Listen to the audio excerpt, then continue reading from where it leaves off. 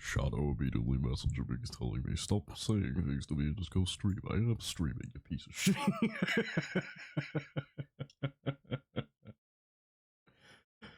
Oh my god. Hold on, I'll be with you guys in a second. What day is it today?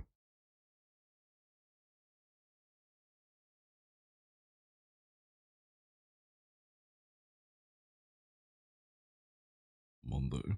Jesus.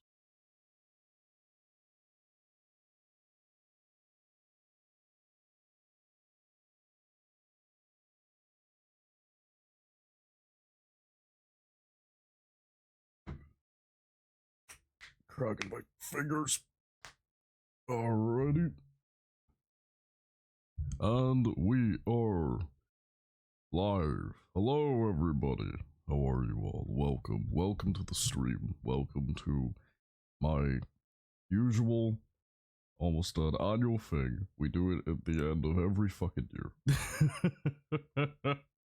Every year. Which is going over my top best and worst games of the year. We do it every year. Every single year.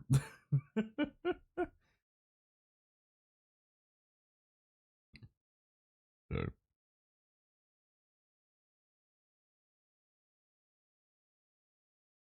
But here we are. So for people who have been with the channel for a long time, every single year I finish up, I wrap up the year, doing a best and worst games of the year stream based on what I played. I know there's no music right now, by the way. If people are new to this, it's because I actually play music from the games. I make a whole playlist, and as we go over them one by one, we play the music from them. And well, I spent a lot of time setting that. So it's a lot of time setting up. It is a lot of time getting things all put together. But this is something we do every year. And every year I feel like I struggle with at least one of the categories. But for this year, the struggle was different than usual. So picking out my worst games, that was easy. That was very easy. Picking out my best games, though, the hard part was the ranking. Because I feel, personally, that for this year, I played a lot of really good games. I mean, like, games that I had so much fun with. So the hard part was getting them all ranked and actually saying to myself, shit, what order do I want to put these in? And eventually I found the order that I wanted to put them in. First, let's go over some of the typical rules that I have on every single one of these streams. Rule number 1, which should become obvious to literally anybody. Only games that I have played. So, any game that I did not play this year will not be in the ranking.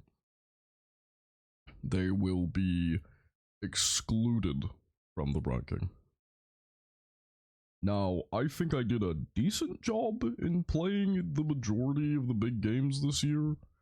But there were a couple of games that I did miss. There were a couple of ones that I wasn't able to play. But I really want to play. One game specifically that I really, actually, you know, there's 2 games I missed that I would, I'm definitely gonna play when I get the chance to. And those games are Death Stranding 2 and Hades 2. Those are the 2 games I missed. I missed the second Hades, which upset me because I was a very big fan of the first Hades, and I am planning on playing the second one when I get the chance. And I missed Death Stranding 2 because I'm still finishing up the first game. I'm still kind of going through the first game, and I didn't want to get the second game until I finished the first game. I didn't just want it there collecting dust, you know. So yeah. So that's the main rule that we always have. Only games I've played. Secondly, this is entirely my opinion. And remember, this is not a ranking of a definitive best and worst list. This is my best and worst list. This are the games that I found to be either completely painful to play through or a joy to play through. This is my ranking, which means that it is objectively factual and it is correct, and all of your opinions are fucking invalidated. All of them are wrong compared to mine, compared to my perfect gaming opinions.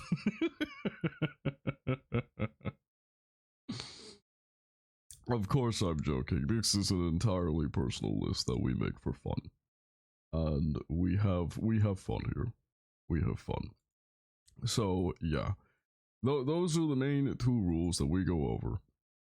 And I will say that I found this year to be a very difficult year when it came to ranking these video games.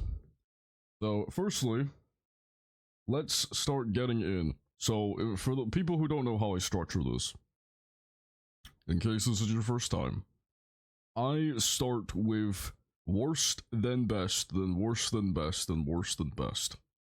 And the reason why I do that is because I do it with the mindset of, if we start with the worst, we can get the worst out of the way, and we can end on a good note with my top best one. The one that made me feel the most enjoyment this year. The one that I was the most happy with. So that's what we're going to be doing. And yeah, let's get into it with the first game. The first game of the year. Now, I'm going to be honest with you. First two games of this year are more disappointments. This tends to be the case with the early first two worst. They tend to be games that I was more disappointed by than I was genuinely upset with. Which, trust me, the further down the list we get, the more I will start to be genuinely upset with these games. So we'll get to those. But that's because the first game of the year, if I can just quickly grab the music. I have the entire playlist set up here. Here we go. And play for me. The music even playing?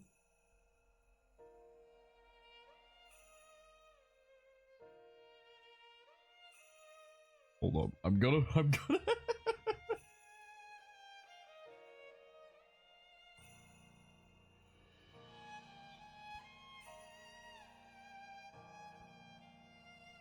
Okay. Right. Okay, we got the music playing. We're good. We got the music playing. We're good. We're good. We're good. Make sure my audio. I was worried my audio was fucking up for a second there. Does anyone recognize this song? Probably not, because this game was a very obscure game, and that's because it is Lost Souls aside. So this game has a bit of a story to it with me. Like I said, look, the first two on this list, the first two worst on this list, are more games that disappointed me, and I think this game was one that did disappoint me. I don't know many people who actually knew about this game.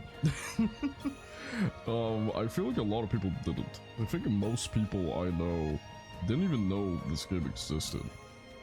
But it's a game that I was looking forward to because I thought that it looked very cool. I thought it looked really fun and interesting, and when I played it, it was probably one of the best examples of a game that is just mid, in my opinion.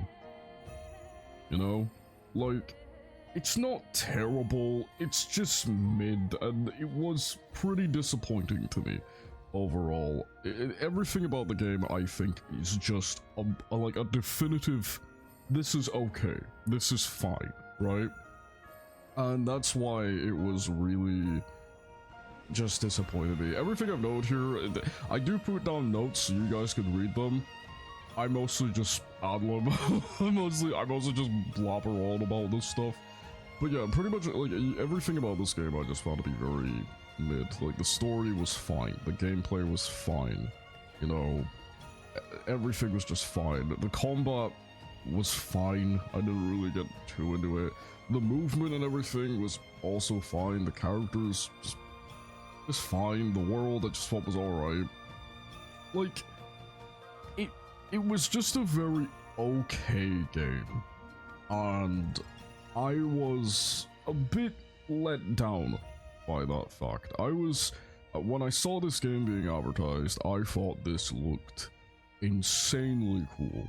And with the amount of, you know, lesser spoken about games that came out this year that were actually really amazing, I was kind of hoping that this would be up to that kind of standard of like, oh, okay, not a lot of people are talking about this game, but this looks insanely good.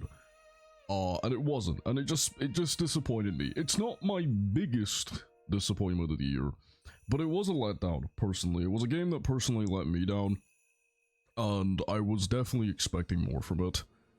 But like I said, in my notes here, it's not really bad, it's very, very mid. It's a very mid experience. That's the best way I can say. Every single part of this game I just found to be like okay, just fine, you know? And when I was looking through the games I played this year for, oh, what's going to be number 10 on my worst list, this one kind of just stuck out to me. I knew that my number 10 was going to be a game that more so disappointed me than, you know, was terrible to play. And when I was looking over the games that really disappointed me this year, this was one of the main ones that came out to me. That and another one that we will get into, which is actually my number 9 for worst. But this is one of the main ones that disappointed me. I guess I could still recommend this game to some people, because I'm sure there are people out there who find this game to be amazing and stuff like that. And hey, you know the saying, every man's, what, like 5 out of 10 is somebody else's 10 out of 10. So maybe you played this game and you absolutely adored it. If you're one of those people, I'm happy for you. But I was very disappointed, which is why my number 10 for this year is Lost Souls Inside. I just wanted more. I just wanted more, which is a shame. And yeah, that's it. This is how we structure these 10 lists. If you guys don't know, it's just me rambling about games, and you guys get to watch me ramble about games. But apart from that, we get to my number 10 for my best of this year. Now, you remember how I said that I found this year a fucking bitch to make a list for because it was really difficult?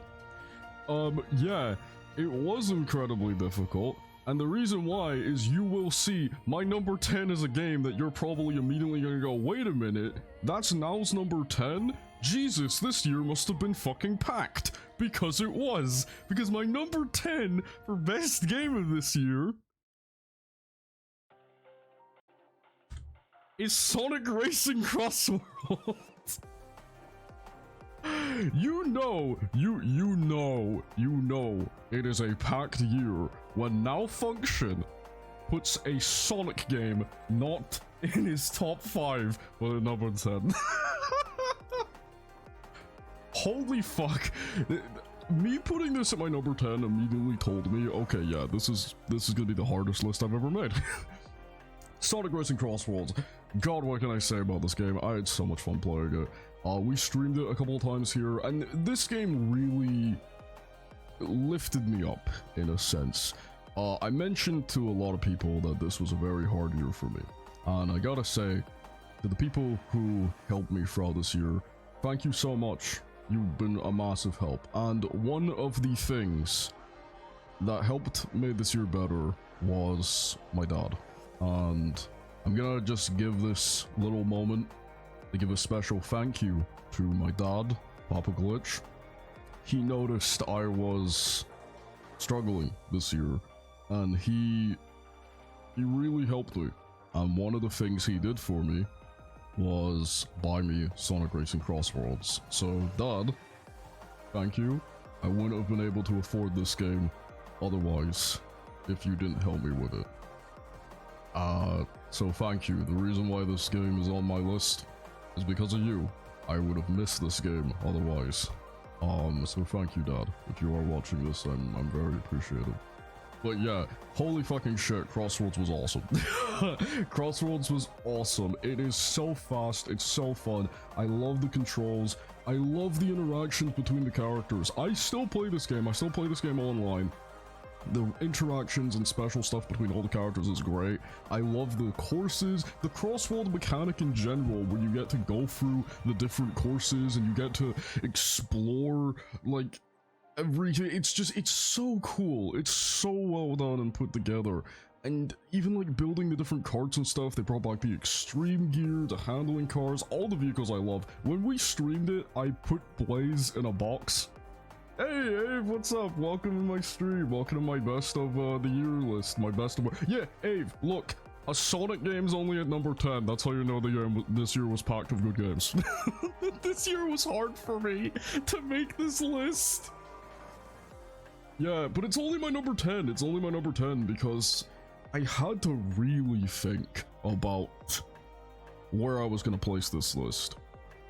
And the reason why I put this game at number 10, and I guess I gotta explain this because a lot of people are gonna be looking at me like, yo, he's not putting a Sonic game in his top 10? Fake Sonic fan? No.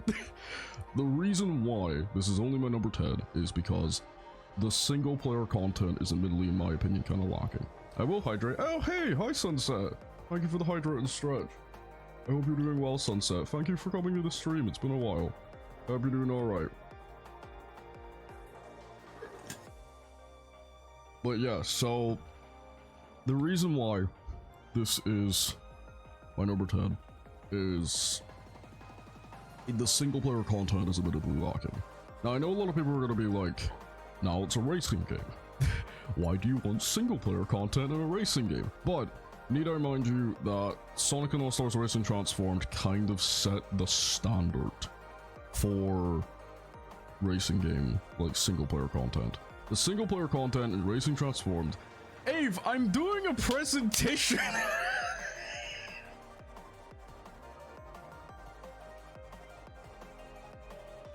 I'm doing a presentation, you bitch. Okay, well, I guess I gotta speak like 5 minutes. You get 5 minutes. 5 minutes. That's all you get. The single player content for Sonic Racing Transformed was an entire campaign, and the campaign had missions and special like ways to play, and you don't get to double up. Fuck you. I am not giving. Fuck you. Fuck you.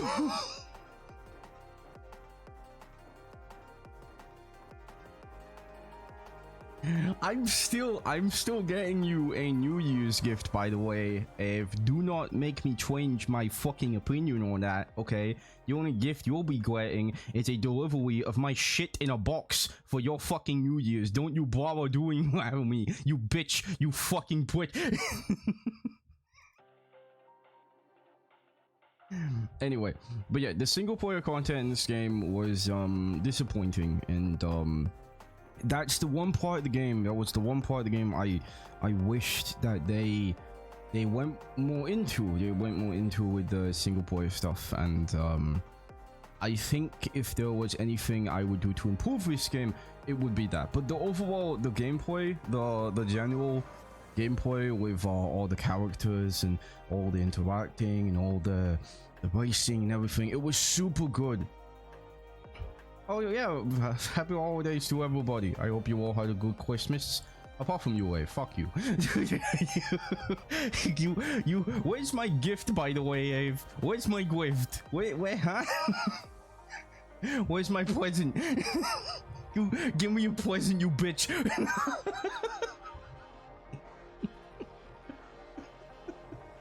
I demand the presents. Oh my god. Oh, too. Despite my work, yeah. Well, it's alright. I hope the work went well, Sunset. I hope it went well. became 100% better. Shut the fuck up. You don't get to double down. You don't. Anyway, but I love this game. Oh, fucking hell. Also, hello, Brad. This is supposed to be my annual year game thing. You fuckers are ruining it. You bitches. You bitches. But yes, I'm very I do love this game, but it has, we have to have one game be the 10th place, and sadly it is this game. It is this game because I do think they could have improved on the single player content, and I'm not going to be playing this game unless it's online now. And you know, that is admittedly like, am I going to be coming back? Am I going to be constantly playing it on my own? And unless I'm online, probably not. And I also got to think about the longevity of things. If this game does slowly lose its fan base, that means there's not going to be many players online for me to play it. So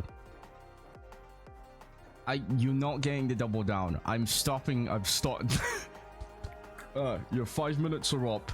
Ave, I can save you the extra minutes in the next part. Fuck you.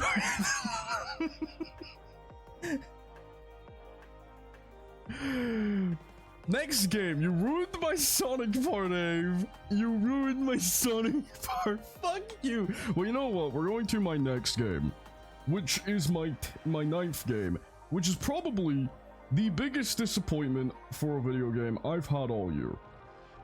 You know, I said the last game, my number 10 worst, was my worst game because of disappointment. This next game disappointed me far more. And that's because the next game, again, if you recognize the music, you will be able to know. I fucking hate you, Ave. I fucking hate you, Ave. God. You put it at 10. No, fuck off. Fuck off. Fuck off. You know what? Just for that, I'm gonna do this. I swear to God. Fuck you. Fuck you.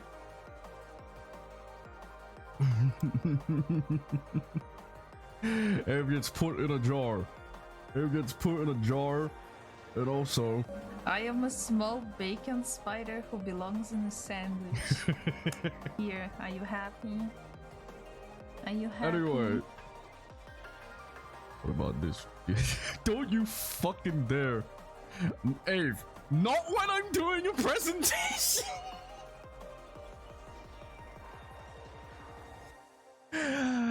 No, no.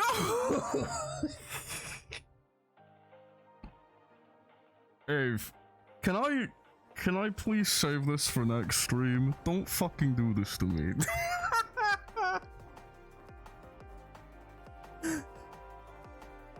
No!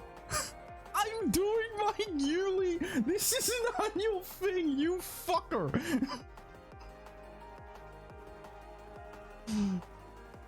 Can I save this for next stream? I have a family. Okay, to be honest, I actually can't do musical now. I have a family member who's trying to sleep in the next room across from me. So, I actually can't do musical now right now. Yeah, Sunset, she's been like that. I actually can't do musical now. Okay, I'll save it for next stream. You fucking bitch. A little jingle about each game. I'm playing music from the games. Fucking let me do my presentation, you bitch. Anyway, my number 9 worst game of the year goes to... Can we play the music? There, the music's playing. Number 9 worst game of the year. Don't do that, please. I'm genuinely... Please, stop it. Number 9! Vampire the Masquerade Bloodlines 2. This is my biggest disappointment of the year, and I think one person will... It's funny you say that, Dave. Just wait till we get later on the list. There's one person that will probably very much agree with me on this, and that is Kelpie. For those guys who know Kelpie, he's a Scottish VTuber. I also stay in contact with him quite a bit. he and I were both very much looking forward to this game. I don't know what his opinions on it are, but for me, God, this was just a disappointment. Vampire the Masquerade Bloodlines 2, which was a sequel to the cult classic game, Vampire the Masquerade Bloodlines. And this game really let me down, like really let me down, like goddamn. Okay, here's the thing about this game. If you never played the first one, and you just played this game, you probably are going to really like it. But if you're like me, and you played the first game, you're probably going to be very disappointed. Because, yeah man, this game was a letdown for me. It's just so much more, like, it's not even more, it's just so much less than the first game, you know? There's a lot of the creative stuff you could do in the first game, not there. I didn't see the gameplay. Is it bad? It's not bad. They made it first person, and they made it like... Okay, I'll give you an idea, Ave. You know how in the first game you could play as the Nosferatus? And you couldn't, like, wander the streets as them? You had to go into the sewer, and you had to, like, hide in places and do all that. You know? Because I literally didn't see any good thing about the game. yeah, you can't play as the Nosferatus. That's gone. That's gone. You also can hardly customize your character nearly as much. They just fucking... They just made it so much less. It's so much less than the first game. The first game had so much more you could do and ways you could approach things and all that stuff. Not that, yeah, this is Vampire the Masquerade Diet Blood lines, okay? This is a vampire who doesn't like the taste of blood, alright? This is a vampire who drinks piss, not blood. Like, that's what he does, okay? It's just like, I don't know, this is by far, this was the game that when I played it, I played this, now I want to say I did play all these games from start to finish, but after the first hour of playing this game, I immediately said to myself, this is fine, but it's just so much less. And I'm sorry, but for a sequel that took fucking years to make, I expect more. I expect so much more. Way more, because this was just not it. It's just... It's a fine game, but a terrible sequel. That's pretty much the only thing I can say about it. It's a fine game, but a terrible sequel. It's just, it's missing so much of what made the first game feel special.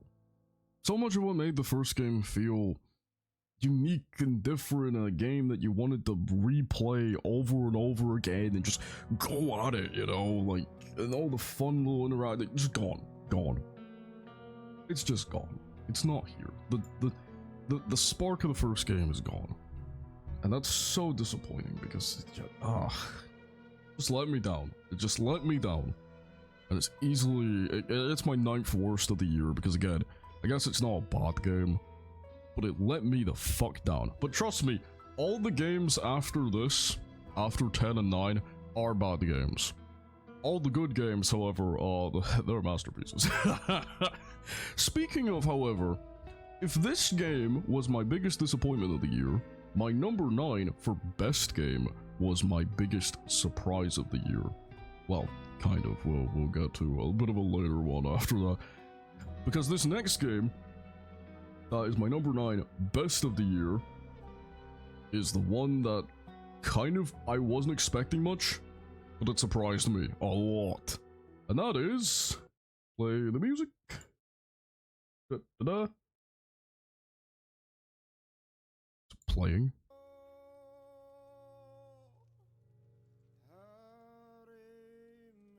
Yeah, it's playing, it's just very quiet. Tainted Grail. All of Avalon. God, what a fucking shocker. I heard about this game through Ave, actually. Ave showed me the trailer for this game ages ago.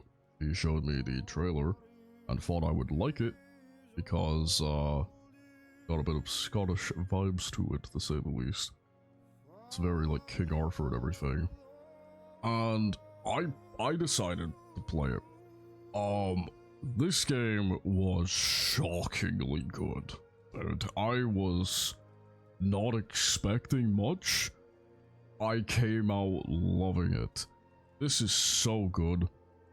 Tainted Grail: The Fall of Avalon. It's a game that, if you grew up playing games like Skyrim, or even Dark Souls or something like that, you're probably gonna love this game.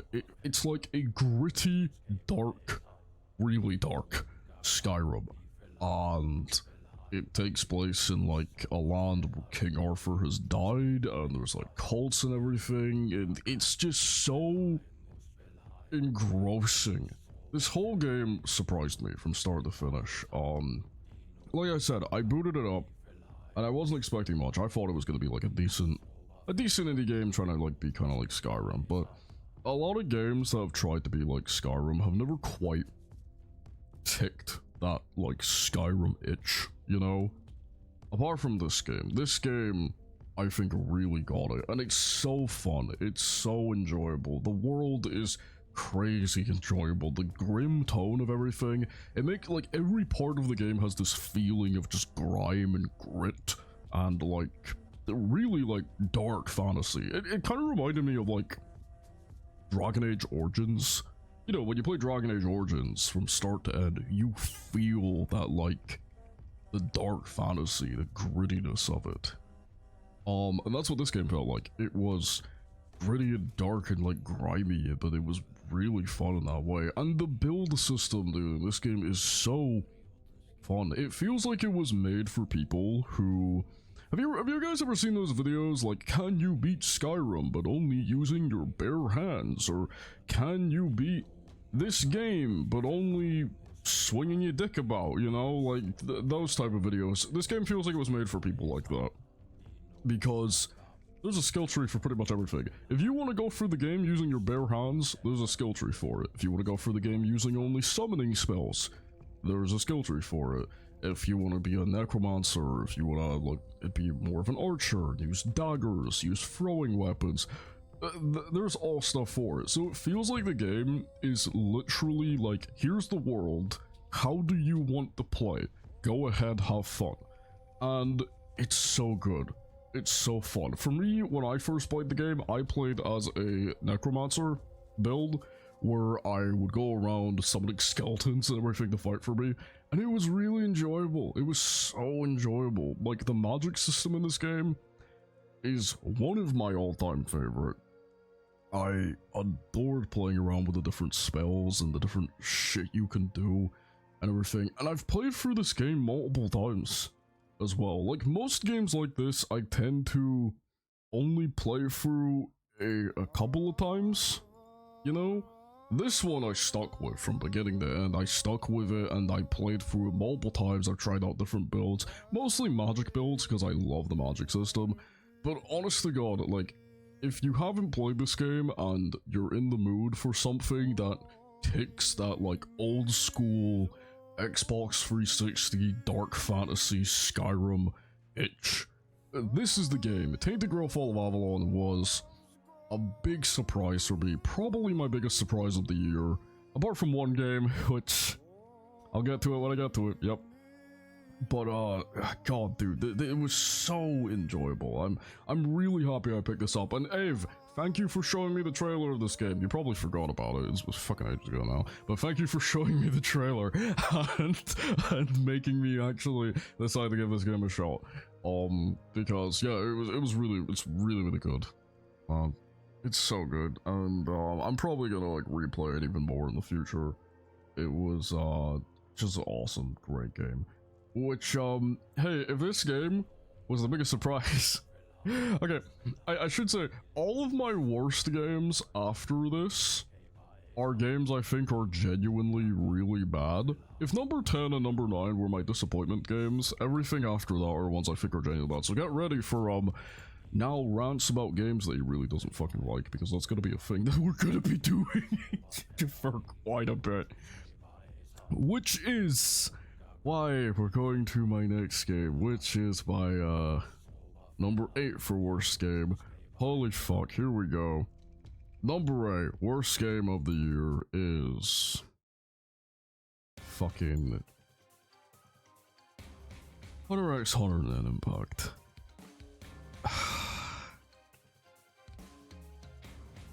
Okay. So, ladies and gentlemen, boys and girls, and everything else in between, when I ask you to make a fighting game, what do you think the most important part of a good fighting game is? Did you say netcode? Wow! You're a genius! You know how to make a fighting game, which also means you know how to make a better game than Net Impact. What the fuck? Like, I'm sorry, but this game started off with, oh, this actually looks decently good, to, wow, this game's fucking terrible. Net Impact is a fighting game, a tag-based fighting game based on the Hunter x Hunter series. I'm about to say Monster Hunter, Jesus Christ, I've been talking to Shusha too much. Based on the Hunter x Hunter series, developed by previous developers of Marvel vs. Capcom. Now that makes the game sound very exciting, and it makes the gameplay sound really good, right? Well, you'd be kinda right. Firstly, the game feels very small. Very, very small, which for a modern fighter is basically a death sentence. Having a very, very small game in a modern fighter makes you, struggle to hold a player base. A lot of people really struggle to do that. But more importantly, when the game came out, and it's still, I don't know if it's even been fixed, this game just didn't fucking work. It didn't work. The netcode for this game is one of the worst I have ever experienced. Playing this game online, okay, felt like I was watching the Record of Ragnarok anime. Because, hey, those slides do be moving. Like, holy fucking shit. Like, every fight I was in felt like One Punch Man Season 3. Are we even animating at this point? Like, what the fuck? It's just... Oh my god, I can hardly describe to you what the online experience for this game was like. Where you would press in an input and the characters just wouldn't fucking do anything. You would go into a fight, and when the fight screen came on, like ready, set, go, fight, it would feel like an eternity before you even got the land of first hit. Like, if you're going to release a fighting game, the main thing you need to do is make sure that your players can fight each other. You know, that's the selling point. But no, apparently not. Fuck you. You don't get to do that. Even the 7 Deadly game was better input. I'm not kidding. I'm not kidding. At least the 7 Deadly Sins game. You know what, Sunset? I played a couple of online matches when that game came out. The 7 Deadly Sin games. At least they fucking worked. Holy shit. But you know what's worse? Because this game is made by ex-devs of Marvel vs. Capcom, they made this game like Marvel vs. Capcom. And if you know Marvel vs. Capcom, you know that that is a fighting game with a very high skill ceiling. This game has a really high skill ceiling, meaning if you don't know the skill ceiling, you're hardly doing shit. So because the netcode is so fucking bad, you can hardly do shit while playing the game, meaning matches last forever. You're stuck in this match that runs like a busted up piece of shit forever. You're hardly doing any damage to anybody. You're hardly doing fuck all. Now, I will say this, maybe they fixed the game. Hunter x Hunter fans who stuck with this game, if they fixed it, thank you, but I'm judging this product based on what the fuck I played. And, dude, this was not it. This is so bad, and it's a shame too, because I think the base game, okay, is okay. The base game's fine. The base game's okay. The base game has a decent combat system. The characters are pretty unique and fun. The regular base game is fine. But when making a fighting game, the main focus should be can our players actually fight each other? And the answer is no. This was painful. This was utterly painful. It's a great example of decent game, horrible product. Okay? The product is atrocious. It was horrible. But our next game was good. Now, you remember how I said, damn, it must be one packed year if Nal isn't putting a Sonic game in his top 10. Brother, you ain't seen shit. Because my next game for my next game for best of the year is Pirate Yakuza. This is how you know it was a packed year, okay? Every single year we have done this. One of the Yakuza games have made it into my top 5. Not this year. This year, Yakuza only made it to number 8. Despite being my favorite franchise ever made. Number 8 for best is Like a Dragon, Pirate Yakuza in Hawaii. What a fucking title. Sega, why you doing that? God, this game is so fun. Honestly, I don't know what to say other than it's a Yakuza game and Majima is the main character and there's a move in it that lets me summon a fucking shark to attack people. So, yeah, it's peak. I think honestly, like, the only way I can describe this is it's a Yakuza game. I love Yakuza. Majima is the only answer. Yeah, Majima. You know what? I should just remove all this text and just put Majima. That's it. That's why the game's peak.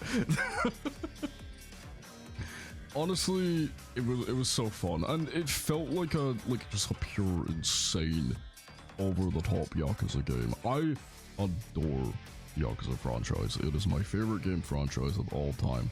Which is why I gotta say, putting this only at number 8 was hard. It was hard because I love this franchise, and yeah, I was gonna maybe put it higher, but this year was just so fucking packed with so many good games that, yeah, at the end of the day, the Yakuza game only made it to number 8 on my list, which again is crazy. Every year we've done this, I have put a Yakuza game in my top 5. Not this year. And that's not because the game isn't as good as the previous ones. It's really fucking good. It's literally just because this year was so packed, and I love it. If you have not played the Yakuza games yet, please do. Play Yakuza 0. That's like a great one. Okay? That's like probably Sega's greatest game they've ever made. But, oh man, it's so good. It's a Yakuza game. That's the main thing. It's a Yakuza game. Malfunction has a Yakuza game in its best of the year list. Also, the sky is fucking blue. Or gray, if you live where I do. But yeah. Like a Dragon Pirate Yakuza. I hardly have anything to say about it. It's a Yakuza game and a fucking Malfunction your best of your list. You know what to expect. You know what to expect. Come on. Are you surprised? You're probably not. But, oh, this one's probably gonna upset Sunset, because she was actually kind of looking forward to this game. I remember hearing that from her in, Discord chat. She was like, oh, that game, that sounds hype. I'm gonna have to keep that on my list. Don't, because my next game, the 7th worst of the year, goes to...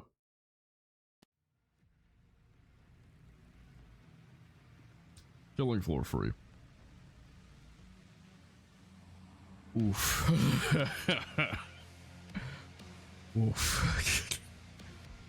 Okay. Killing Floor 3. Can I sit down? Can I talk to you? Yeah.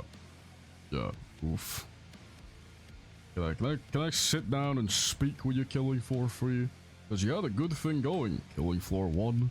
Classic game that we all played with our friends on Steam. Good time. Great time. Good memories. Killing Floor 2. A bit more silly. It was funny. It was insane. You could shoot fire out of dual pistols. Fuck yeah. Killing Floor 3. Can we stop doing this? Can we stop making games a live service? Can we stop doing this? Please! Please! What the fuck? Oh my god, Killing Floor Free took Killing Floor and said, you know what we can do? Make this game a live service. We're gonna release this game with less content than what fucking 2 had at launch, okay? And we're gonna drip feed you the majority of the game. Give me back my Killing Floor 2. Oh god. Yeah, holy fucking shit. And you know what we're also gonna do? We're gonna innovate the gameplay. What do people want to do when they play Killing Floor? Oh, they want to kill things that are on the floor. They're running about the floor. They want to shoot them.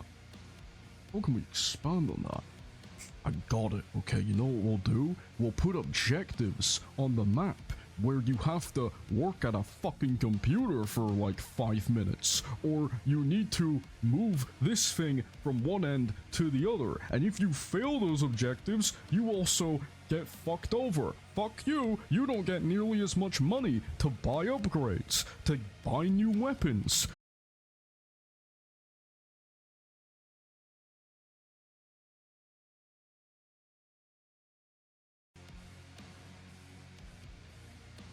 Are we back?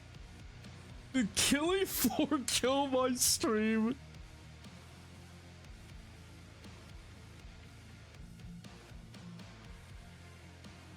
Are we back? Okay, we're back. Killing Floor killed my stream. This game is so bad, it almost killed my stream. Anyway, what was I saying? Oh yeah, so in the original Killing Floor, Sunset, you know this because you play Killing Floor too, you would gain money from killing enemies. Oh, how innovative. Killing enemies, it made the game perfect. Because, hey, you want to kill more enemies? Kill enemies. You want to get stronger? Kill enemies. It made the whole game just about Killing Floor. In this game, you need to, if you want money to help fight bosses, to help fight enemies, no, you don't need to kill. You need to hack into a computer. You need to move an object from one place to another. You need to do anything that isn't killing enemies in Killing Floor. Why? Why would you do this? Why the fuck? When I'm playing Killing Floor, I don't want to be spending ages hacking a fucking computer when my teammate does all the killing for me. I want to be playing Killing Floor. I want to be shooting things. I want to be throwing explosives, setting shit on fire. I want to be having fun. Why the fuck would you make the main point of Killing Floor not killing? The game's called Killing Floor.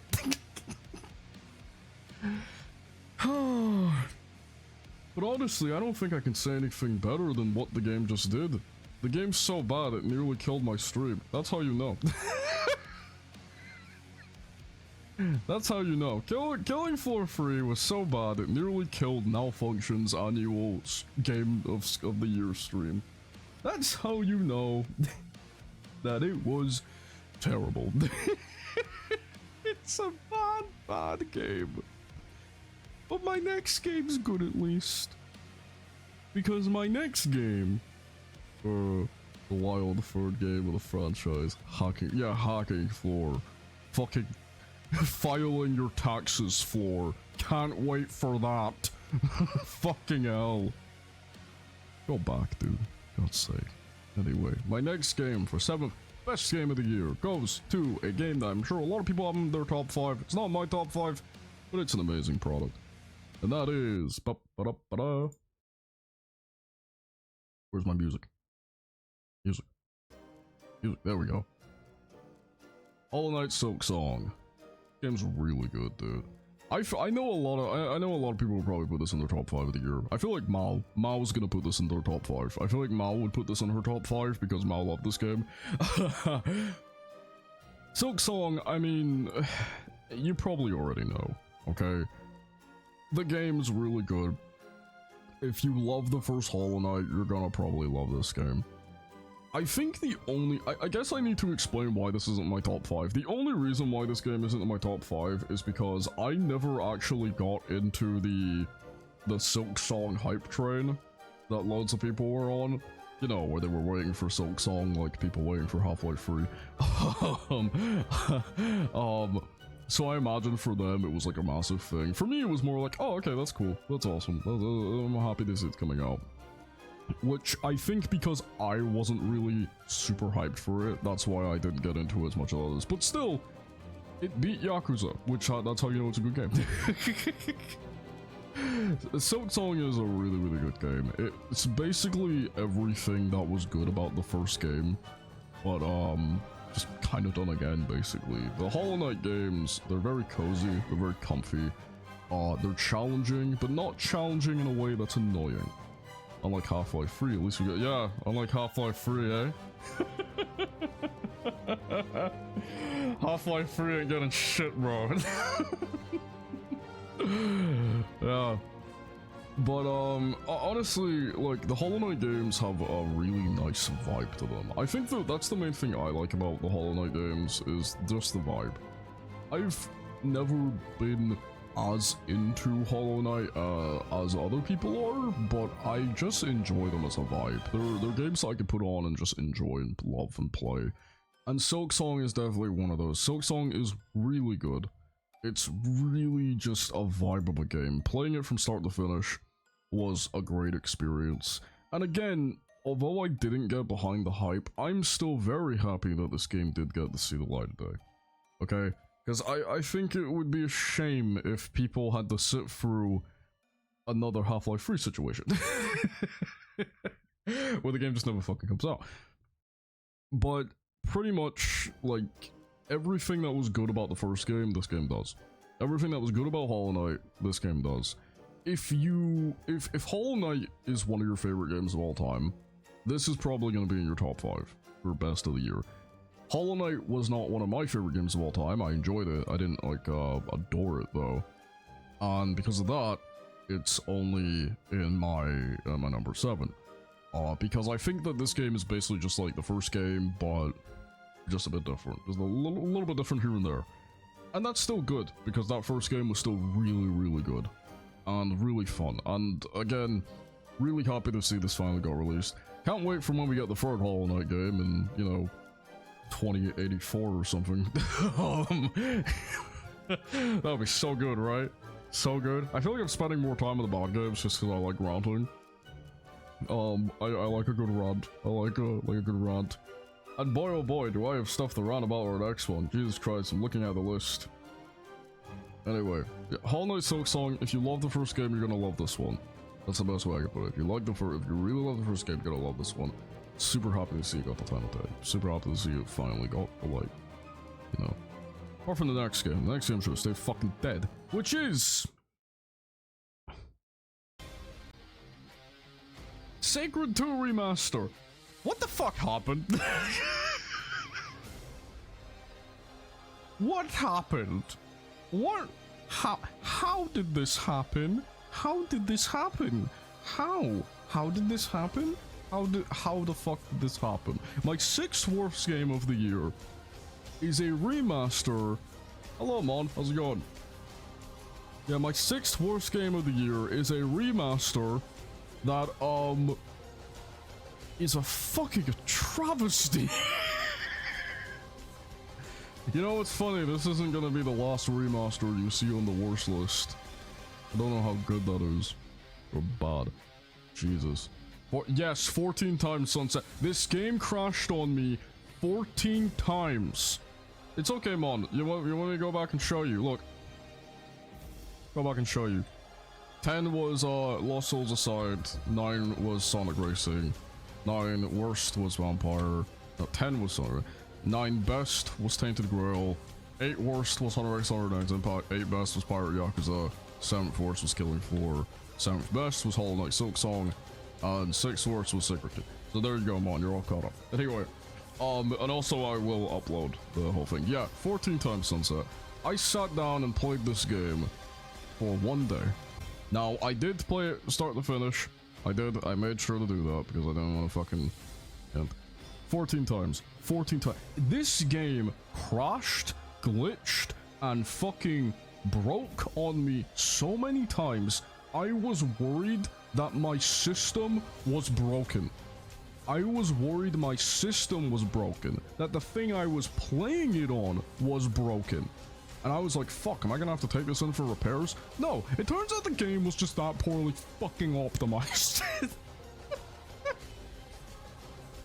The game was so poorly optimized. Also, they removed multiplayer entirely. Multiplayer doesn't exist. At least on the console version. On the console version, multiplayer, gone. Gone. Completely gone. Went out to get milk, gone. Ain't coming back.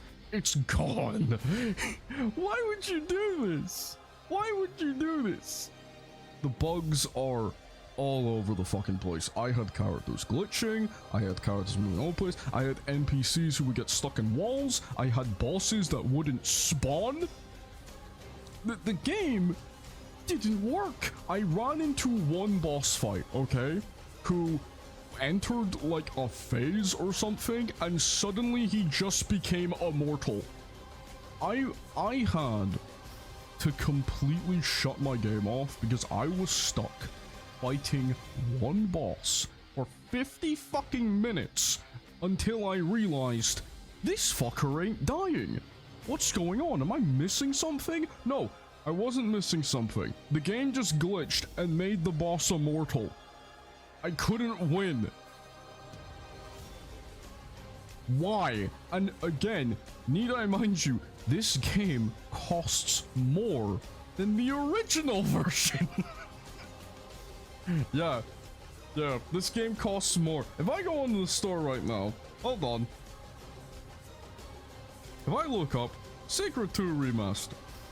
Ah, what a game. How much does Sacred 2 Hold on.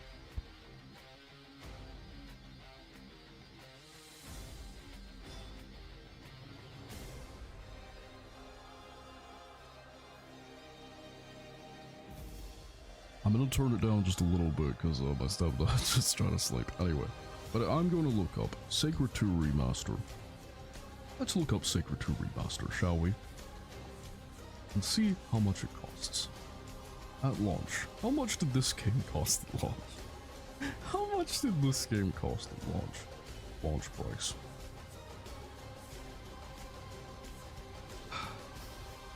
This game cost £30 at launch. I got it on sale. But this game cost £40 at launch. That's more expensive than what the original game cost. The original Sacred 2 cost £3.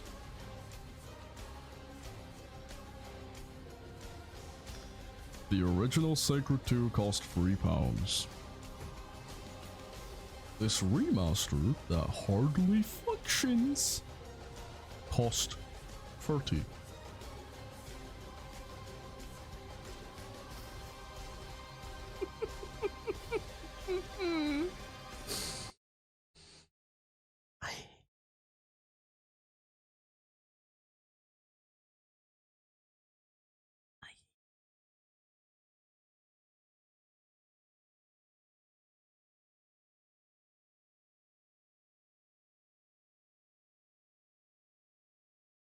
Okay. I'm gonna try to be a bit more calm going forward because I do have a family member who is trying to sleep in the next room, but I can at least be nice and calm because the next game is gonna be our fifth. Is it our fifth? No, it's our sixth best game. Now, I'm not gonna lie, this game nearly cracked my top 5, but we just didn't get it, and it's a game that I very much love, and a lot of people would probably know I love it too. Let's get to the music. Go on to my 6th best game of the year, which is Dispatch.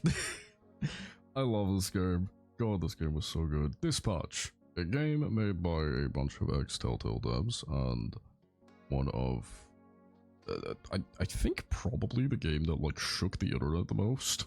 Yeah, Dispatch was so good, man. I love this game. Again, I'm gonna try to tone it down a little bit just because a family member next room to me is trying to sleep. Sorry. But yeah, I loved this game. I love this game, and I know a lot of people who also really love this game. Ave, if she's still here, really love this game, and Mon. we played this game together. Me, Ave, and Mon joined in a stream where we played this game, and yeah, it's really good. It's really, really good. It's basically a Telltale game, if what you did actually mattered. There are choices in this game that actually do affect parts of the story, which surprised me because I wasn't used to that. Most Telltale games tell you your choices matter and then they don't.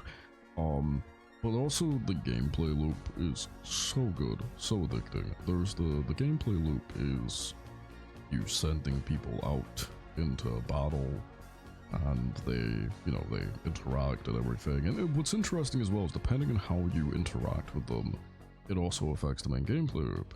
Awesome sitting and playing with you guys. It was a good time, Mon. It was a really good time. Honestly, it was great. It's a choice game that actually felt like my choices mattered. It was a choice game that actually made me feel like, hey, I have an effect on these characters. I actually have a say in things, and depending on how I treat certain characters, they will react to me in both the story and gameplay. It will affect the gameplay and it will affect the story. And it just was really special in that regard. It was actually kind of like, hey, I'm getting into the story, but also what I do actually matters. And it's really fun. It's just really well written and enjoyable. The voice work is perfect. My favorite character was Sonar. Sonar in Prism were my favorite. But yeah, man, like this patch, I feel like out of all the games that came out this year that I wasn't expecting to be as big as a hit, I was not expecting this patch. This patch was another surprise for the year, honestly. Another game I wasn't thinking much of until I played it. Yes, this patch, yeah, this patch. Until I played it. What a gem. Yeah, what a gem. What a gem. This patch was a really, really good gem. With more games like this, we do. I was very, very happy with this patch. I played through this game about 5 times. I'm not kidding. I played through this game like 5 times to get all the achievements and other things. And yeah, the really good job to all the people who worked with it. Those devs, yeah. More games like that. More games that just feel like genuine passion projects. You know? Because that's what this game felt like, a passion project. It felt like a passion project, which was really good. And you know what? Yeah, it's kind of similar to certain things, but hey, similarities have never been bad, have they? Which is more what I could say for the next game. Now, I'm gonna be honest. We're about to go into the top 5. Now, the top 5 worst and best of the year. My top 5 worst was easy as fuck to make. My top 5 best was difficult because I didn't know where to place everything. But when we go into the top 5, the next game I feel like none of you have heard of, because I'm a fucking weirdo who plays random games by obscure developers. But this next game is a bad one. So, into the top 5, we're starting. The number 5 worst game of the year is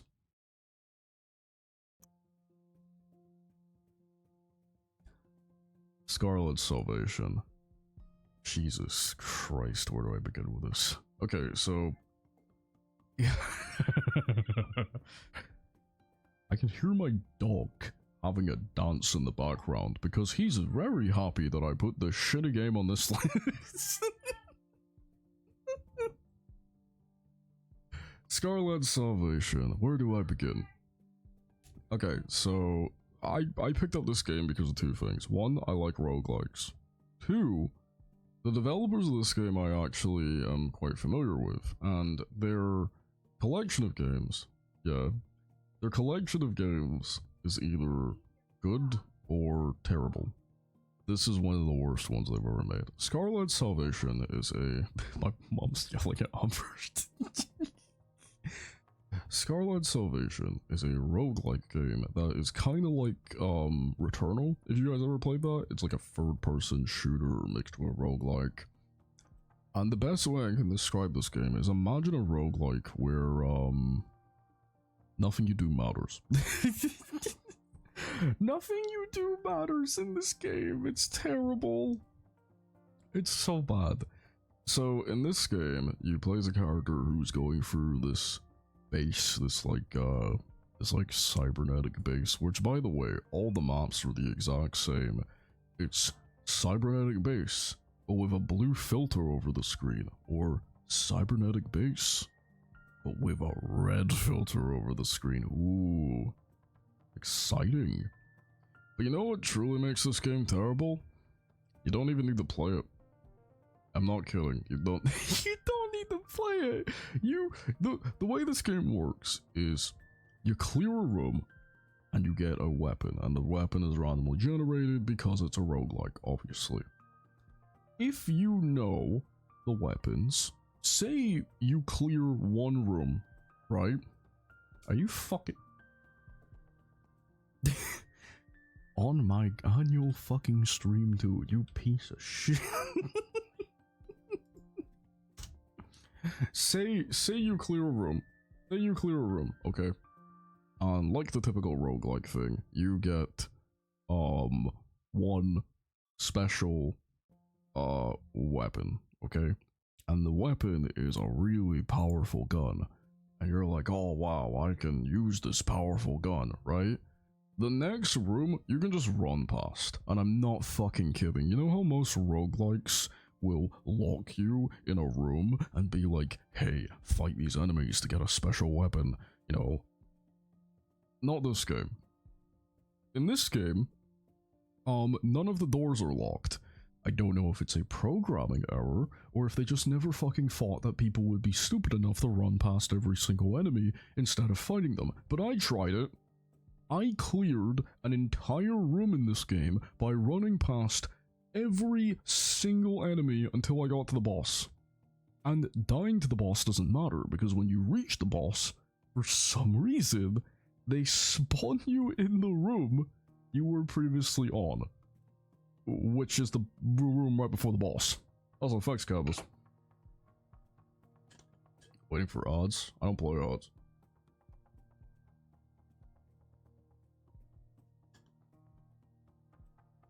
That's what the stretch do.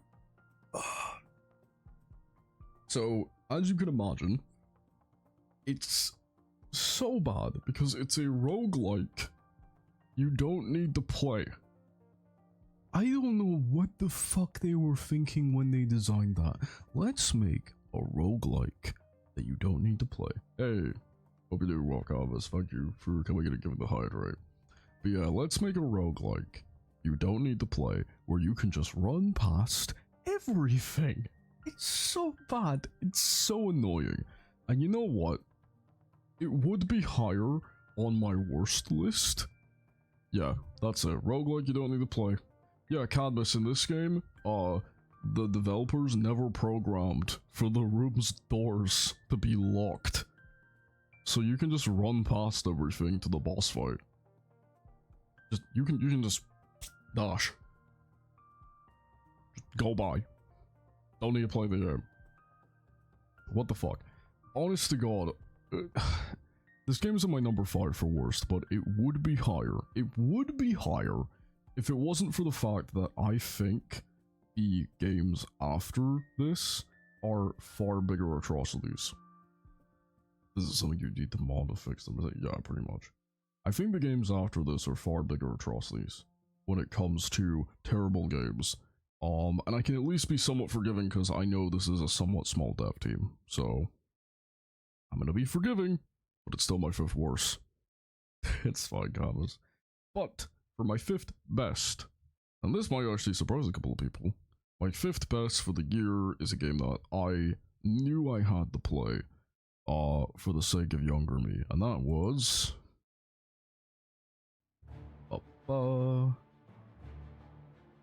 I'll do it all, it's fine.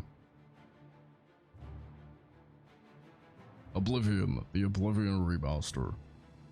So, this is probably gonna surprise a lot of people. I actually never played Oblivion before. I have never played Oblivion before. I knew of Oblivion. I saw many videos of Oblivion, but when I was younger, the game I played was Skyrim. Skyrim was my game. Never played it too. Yeah, no, I never played it. Never played it. Skyrim was my game. Growing up, Skyrim was my game. I never played Oblivion. Played and beat it, only Elder Scrolls game I actually beat. Damn, really as well. But yeah, I never actually played Oblivion before this, but I definitely knew of Oblivion, because of course you know of Oblivion. So when this remaster came out, I saw it as my way to finally play this game.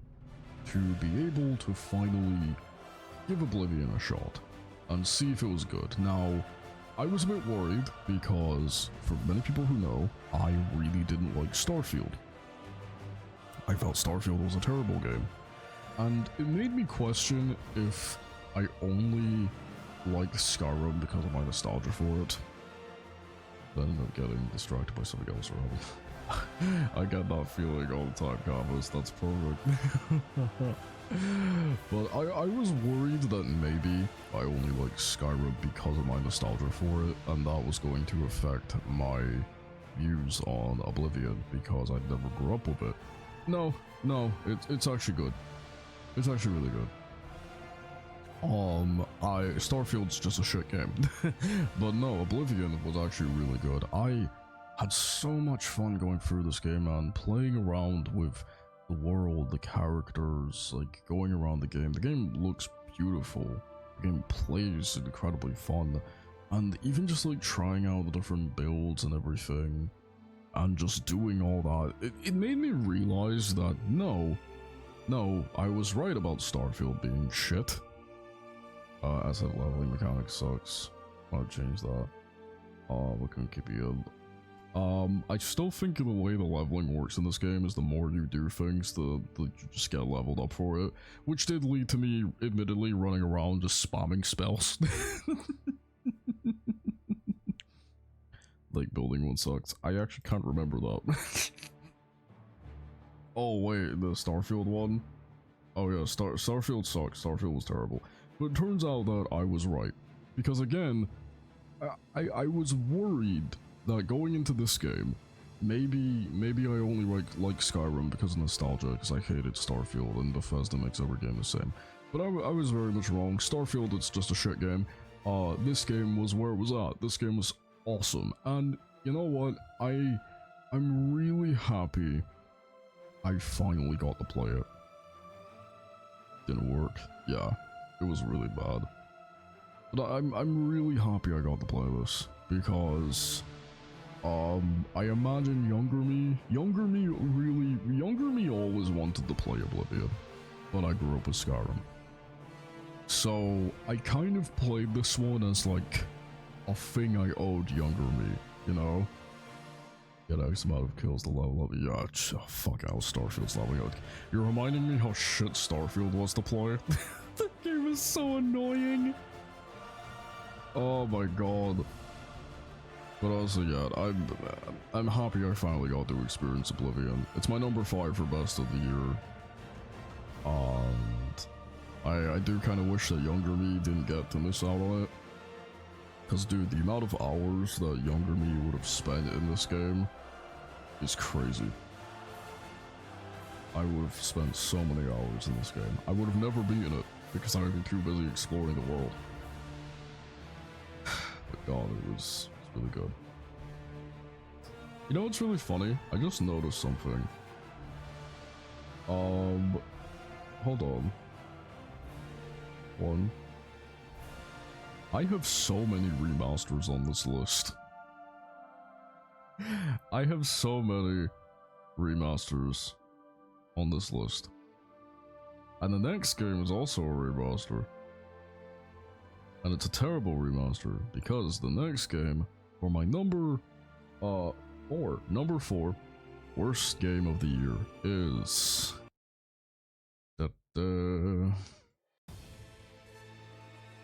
House of the Dead 2 remake. Sega, we need to talk. Sega, we need to talk. Oh my god. What the fuck? This is A horrible remake. Now, I should say this. I remember when House of the Dead 1 remake. Yeah, this list has a pattern. We're not done with the remakes, by the way, guys. We're not done with the remakes. There's one more after this. So, I played the House of the Dead 1 remake, and I thought it was fine. I could understand why a lot of people didn't really like it. I thought it was fine. So when House of the Dead 2 remake came out, I said to myself, okay, I'll give this one a shot. I think I played House of the Dead 2. I couldn't really tell. I think I was having a seizure for the majority of the game. Holy fucking shit. Good for Pacific people, those who know as well and those who aren't. Oh my god.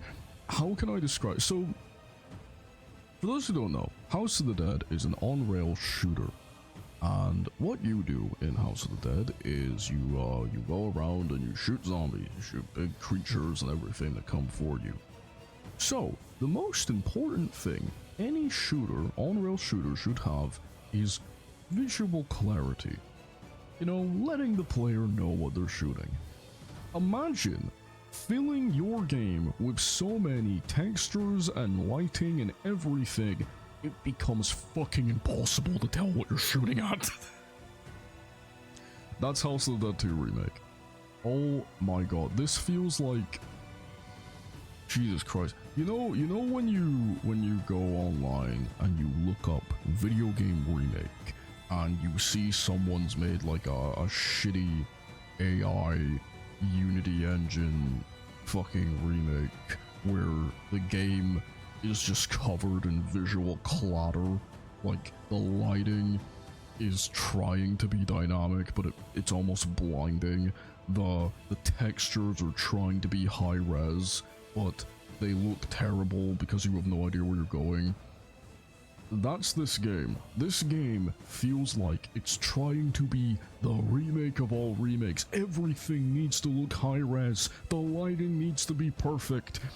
Everything needs to look perfect to the point where the player can't tell what the fuck they're supposed to be shooting at. Oh my god. Like, you go into a room in this game and there's just so much visual fucking clutter, you don't know where to look. And again, it's a fucking on-rail shooter. It's supposed to... You're supposed to know where to look.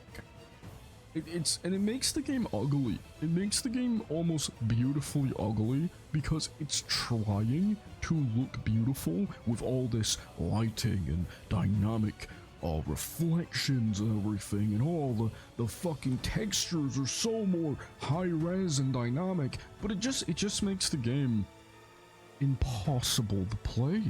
The game's near unplayable. You go into a room and you're getting attacked by a zombie you couldn't even fucking see. You go into a boss fight. Oh my fucking god. Okay, this is a story.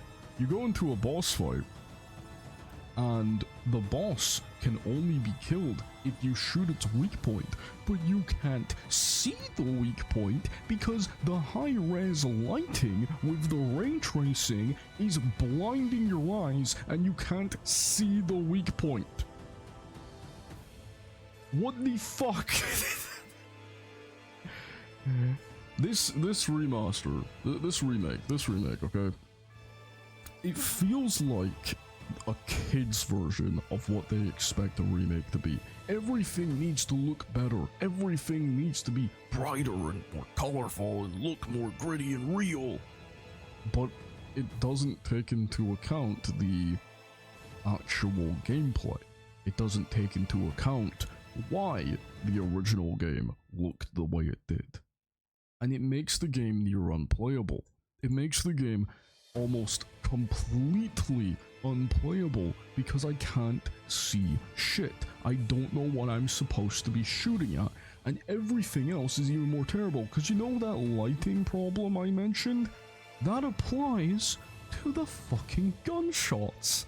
When you shoot in this game, you are hit with a fucking flashbang. Keep in mind, all you do in this game is shoot. This game is an epileptic person hell. Genuinely, if you have epilepsy, don't even look up a video of this game. It is hell. It will kill you. Don't do it. This is terrible. It's so bad, and it's so annoying too, because if they just changed the visuals, okay, and maybe made the shooting feel a bit less stiff, it would be a good remake. It would be like, oh hey, this is fine. But no, the game just has to be so overly fucking cluttered that you can't even tell what you're doing. I'm sorry, this had to be in my top 5 because this is a great example of let's make everything look better without any consideration for how it affects gameplay. And that's terrible. That is awful. And it's so bad. Thankfully though, my number 4 best game, I'm gonna tell you right now, my top 4 for best games, I was struggling. I was very struggling. This is why my number 4 for best game, god, would I put this higher? No, number 4 is fair. Number 4 for my favorite game of the year is Ninja Gaiden 4, baby. Hell fucking yes. Oh my god, I have been waiting for years for a new Ninja Gaiden game. And finally I got one. Ninja Gaiden 4 is just everything I could have wanted in a Ninja Gaiden game, dude. Never played one? You need to play a Ninja Gaiden game. Don't play Free though. Free's the least good one. Play Ninja Gaiden Black or Ninja Gaiden 2. You could actually play 4. You can play 4. If you want to play Ninja Gaiden 4. The stories in this game don't really matter, to be honest. Story in a Ninja Gaiden game is like story in Tetris. It might exist there, but you don't play it for that. Yeah, you can play 4, don't worry. This game's everything I wanted. It's everything I wanted.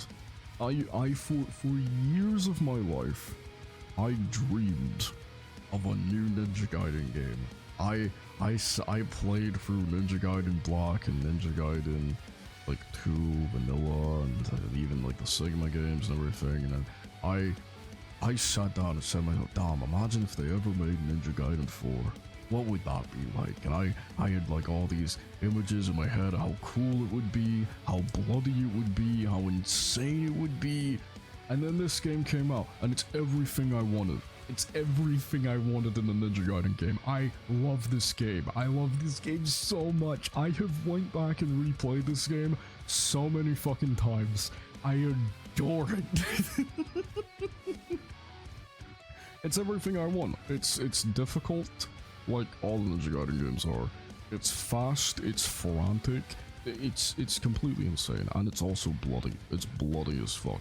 Dude, when you like combo an enemy, you see limbs flying everywhere, arms, legs, heads, bodies getting chopped in half. It is bloody. The people who make these games are sadistic and probably have something severely wrong with them, but that's exactly my type of people. So you gotta understand, this game, if you play this game for like a solid minute and you go into your first like fighting area, you will realize that every enemy wants you dead to the highest degree, and you can absolutely massacre bitches. You can decapitate motherfuckers in a single swing. You can cut off legs, arms, hands, chop them in half. You will play this game for like 5 minutes and say, wow, the people who made this game are sick fucks. Because every single combo you do is like a Mortal Kombat fatality, but you're just regularly doing it. And yeah, they are, but that's my type of people, so fuck you. I love this game so much. It is so bloody, it's so intense, it's so over the top. It feels like you're playing as a slasher villain in a hack and slash. It's amazing. And it feels like they really dived into the cheesiness of it. They know that Ninja Gaiden's fucking crazy, and it's bloody. So you know what we'll do? We'll make a new character who has the ability to make a sword out of blood. that you get by chopping up enemies. I love this game so much, dude. Ninja Gaiden 4 is just insane. I played this game from start to finish, and I couldn't stop smiling, and I couldn't stop laughing. It was a roller coaster. It was the single most exciting game I've played all year. It was so good, and I loved it so much. Oh man, I am going to be constantly replaying this game. I'm gonna be repeatedly coming back to it and just playing away. Cause it's so fun, bro. I'm so happy to see Ninja Gaiden's back. Also, the creator of Ninja Gaiden did pass away this year, Itagaki. Which I gotta say, rest in peace, man. You gave us a really good series with both Ninja Gaiden and Dead or Alive. And, thank you, Itagaki. Thank you for giving us these games. Because, you know, they're amazing, and I'm really happy that we got them. So my number 4 best for the year, Ninja Gaiden 4. One of my favorite. Oh god, I'm gonna have to talk about my next game while yelling because my stepdad's sleeping. Fuck. I don't want to wake him. I want to make sure he gets a good sleep before he works his night shift. This is gonna be a challenge because the next game genuinely pisses me off. The next game for my 3rd worst game of the year. Stay calm now, don't worry. Let It Die, Inferno. I'm gonna try and be calm. I'll try not to yell. How could you do it? How could you do this? How the fuck could you do this to one of my favorite cult classic games? How could you do this? How? Why did you do this? Who did it? Why did you do this? I hate this game. I hate this game so much. Let It Die Inferno is a sequel to one of my favorite cult classic games ever, Let It Die. Let It Die is it's like a roguelike mixed with a Souls-like, where you play the game, you go through these really difficult floors, and you constantly find different items and everything like that, and you constantly build new characters because your previous characters die and then they try to fight you. It's silly, it's stupid, it's fun. So when Let It Die Inferno was announced, I was hyped as shit. And then I realized, oh, the game's a battle royale. Okay. That's fine. Oh, they're charging money for it. But it still has all the microtransactions of a free game. Okay, well, you know what? I'll just get the cheapest version. Only like £20. That'll be fine. And oh no, the game feels worse in every fucking way, and the greed is cranked up to 11. I can hardly get anything. I can hardly do anything. The controls went from feeling smooth to feeling clunky as fuck. The crazy high-octane wild feel of the first game is gone. It's gone. It's just gone. Fuck you. But everything's worse. Everything's worse. And you know what's really fucking egregious? I am a small bacon spider who belongs in That's the also sandwich. egregious. Here, You know what's really, really bad? Are you Say you're happy? playing this game. I got the cheap version of this game, right? Which was around £20. If you want to play this game with your friends, you know, invite your friends to a group, like you do in Fortnite, Marvel Rivals, pretty much any online game like that, you can invite your team to a group. If you want to do that, you need to pay for it. The ability to invite your friends to play a game requires money.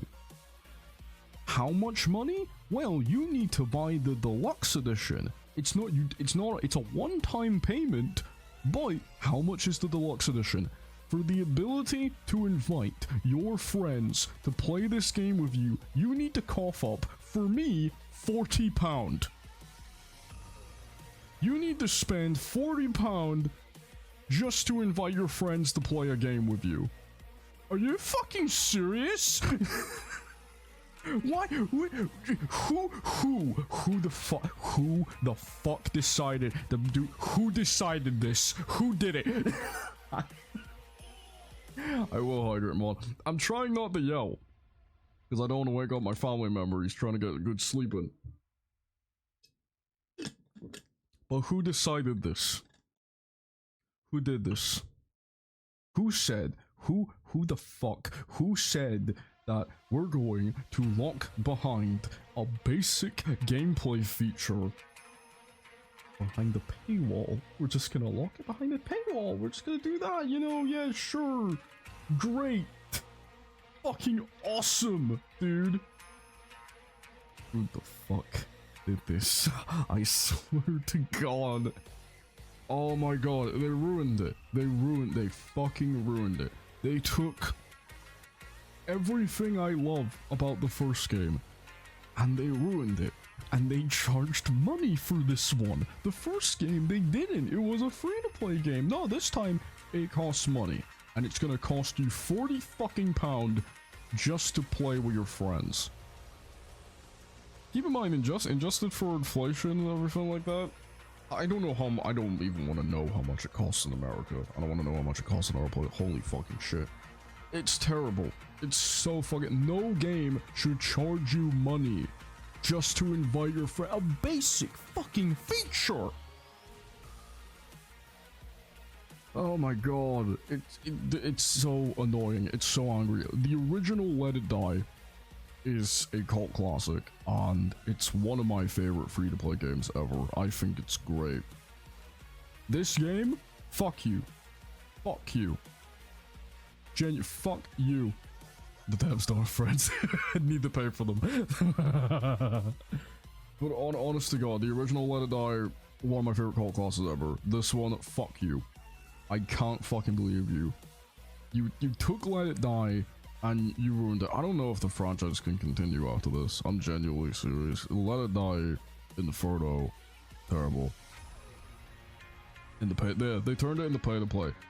They did. Also, hey Shadow, what's up? How you doing? Yeah, they locked the ability to fucking invite your friends behind £40. What the fuck? Let It Die, died in Inferno. Yeah, they killed it. They killed it.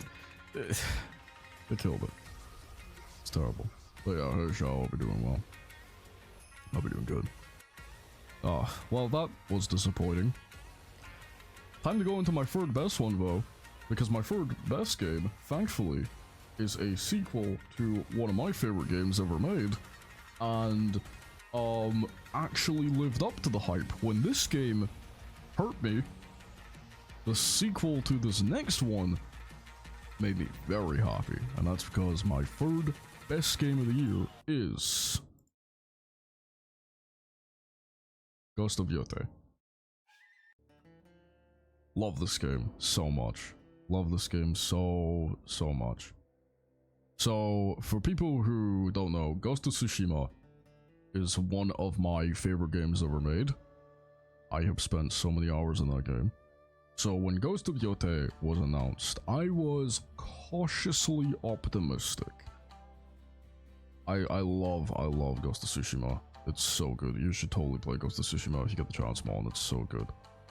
But when this game was announced, I was cautiously optimistic because I knew that I was going to be going in with very high expectations, because Ghost of Tsushima is one of my favorite games of all time.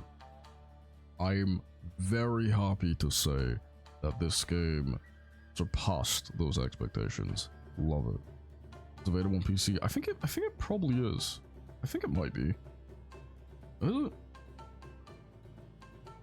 Ghosts of Tsushima. Yeah, it's on Steam. It's on Steam. You can get it. But yeah. This game did everything I could have wanted a Ghost of Tsushima sequel to do. The gameplay is still so fun, but also it's beautiful. The main appeal of the Ghost of games is the feeling like you're in a movie. The Ghost of Tsushima was a game that felt like you're in a genuine movie because they based it around that feeling.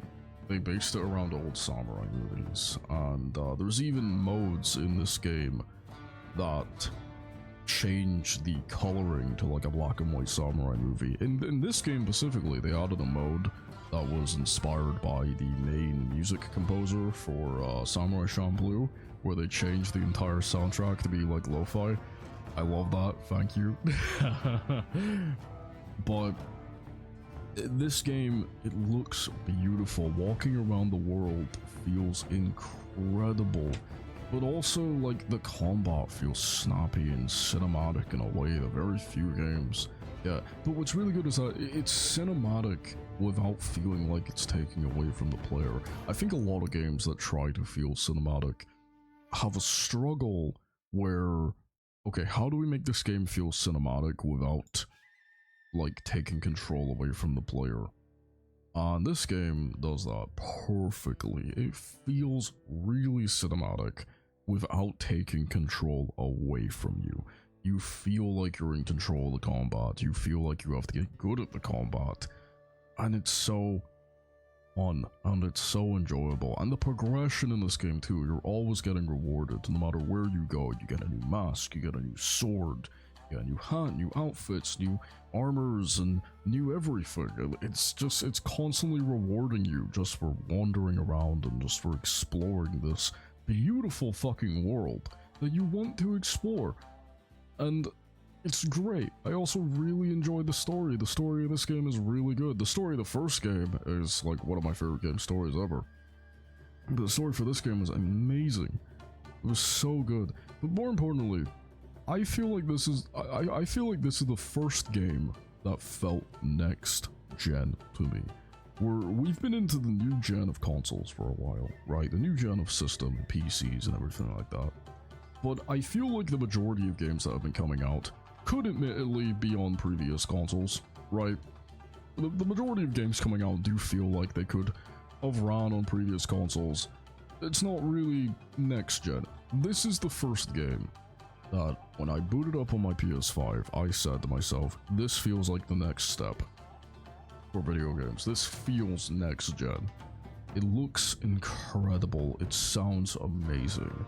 The gameplay is so good. Ghost of Yotei, a sequel to one of my favorite games ever made, which was Ghost of Tsushima, and I am very happy to say that it surpassed my expectations. I love this game, and I've even been replaying it as of recent. Have you guys been seeing my Discord status? I've been replaying it. Love this game so much. I'm so happy that that this game lived up to my expectations. It's so good. Which is funny, by the way, Sunset pointed this out. The next game is my second worst game of the year. And I promise you guys, it's the last remaster. Think I will play it? Have a good one with it, man. It's really fun. But don't worry, guys. This next game is my last remaster. I promise there aren't any remasters after this. I promise. But when I was thinking of games I played this year that were absolutely abysmal, I was like, wait, wasn't there a game that took one of my childhood video games and completely shot the bed? And I said, oh yeah, there was. Oh god, what was that a game again? And I looked through my list of games I own and I went, that's it. And that game was fucking Plants vs. Zombies Replant. Who the fuck? I'm trying. Who did this? Who did this? Who did this? Who did this? Genuinely, who did this? Whoever fucking fuck you. The people, fuck you. Oh my god. This is the...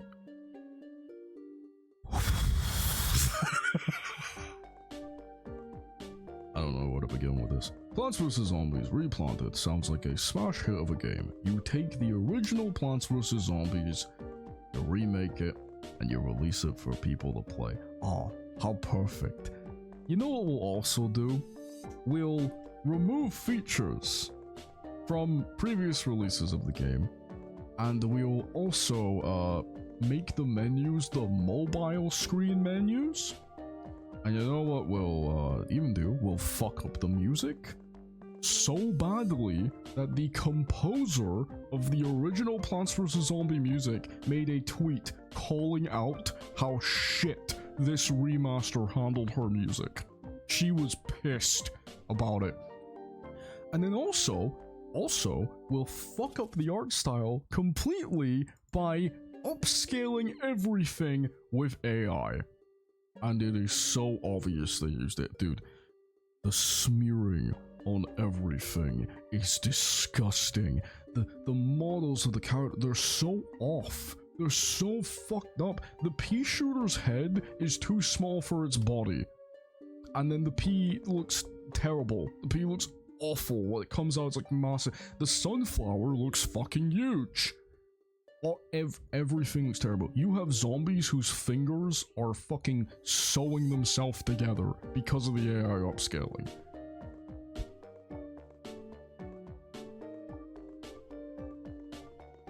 That was Mama Glitch just asking if I was hungry.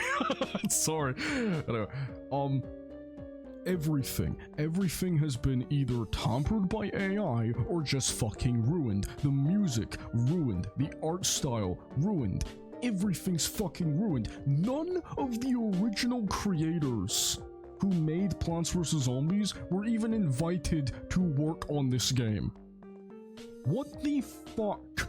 And you know what the most egregious part is? You know what the most terrible part is? There is a gallery mode in this game where in the gallery they show you sketches of the characters that they worked on, right? And they said, oh, these were original sketches made by the original artist. You can even tell they're original because one of these has a coffee stain on it. The original artist for Plants vs. Zombies came out and said, I never fucking drew this in my life. What the fuck? They faked concept art. They cut features. They ruined the music. They upscaled everything with AI, and they made fake concept art to try and say, look guys, we care. I have never been more insulted by a remake. Replanted might just be one of the worst. Why would you make fake concept art, bro? Dude, you know what they did to make it look real? They added a PNG of a coffee stain. They made a fake concept art, and then they added PNG of a coffee stain to be like, oh, see, he was drawing this and he spilt. Then the original artist came out and said, I never fucking drew this in my life. Replanted might just be the single worst remake of a game I've ever seen. Yeah, their walking skills, it's so bad. And you know what's really funny? If you go back and watch interviews, you can tell the people who make this game didn't give a single fuck. One of the people making this game in the interview says, oh, one of my favorite pieces of music is the final boss theme, but it's secret. You don't actually get to hear it unless, you know, you're paying attention. And I remember watching that interview and like, it's the boss theme. It plays throughout the entirety of the game. Like when you're fighting the boss. What the fuck do you mean secret? What? What do you mean? And also, the reward for beating the game, for those people who played the original Plants vs. Zombies, you know the reward for beating the game was the song Zombies on Your Lawn, which was a little joy. It felt like a joy. It's catchy, it's fun, it was a joy. How did they remake Zombies on Your Lawn? It's simple. They didn't update the audio, they kept it crunchy, they kept it feeling old, and they play it on a tiny little CRT TV, where you can barely see it. Your reward for beating the game that the original creators put so much love into. The original creators rewarded you with a funny little happy song for beating their game.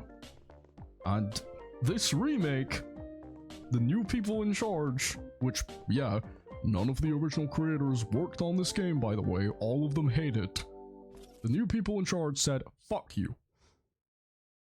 Fuck you. The people who remade this game didn't give a single shit about the original one. Didn't give a fuck. And you can tell. This is one of the worst remakes I have ever played. It's painful. And it's easily my second worst game of the year. Fuck this game. Fuck the people who made it. How fucking dare you disgrace the work of the original creators of Plants vs. Zombies. Okay? I'm glad that your game's a fucking failure. Fuck you. Never cook again. Fucking could you? But now for my second best game of the year. Now, I'm gonna be honest when I say this one. My second best game of the year is probably gonna make a couple of people be like, hey, that should be number one. Specifically Red Mage. Red Mage, I don't know if you're here. If you guys been seeing Red Mage, my man Red Mage, he's an old friend of mine from school. I've been advertising his stuff in the Discord, he's a good dude. Red Mage, if you're watching this, I have to thank you, because you're the reason I got to play this game this year. I went to one of his Final Fantasy streams, and he said, dude, play the game. Play it. You need to. Thank you so much. And I will say right now, my number 2 for best game of the year, it's not my favorite game of the year, which is why it's only number 2. But, objectively speaking, it is the best game of the year. And it's also one of the best indie games ever made. So my number 2 is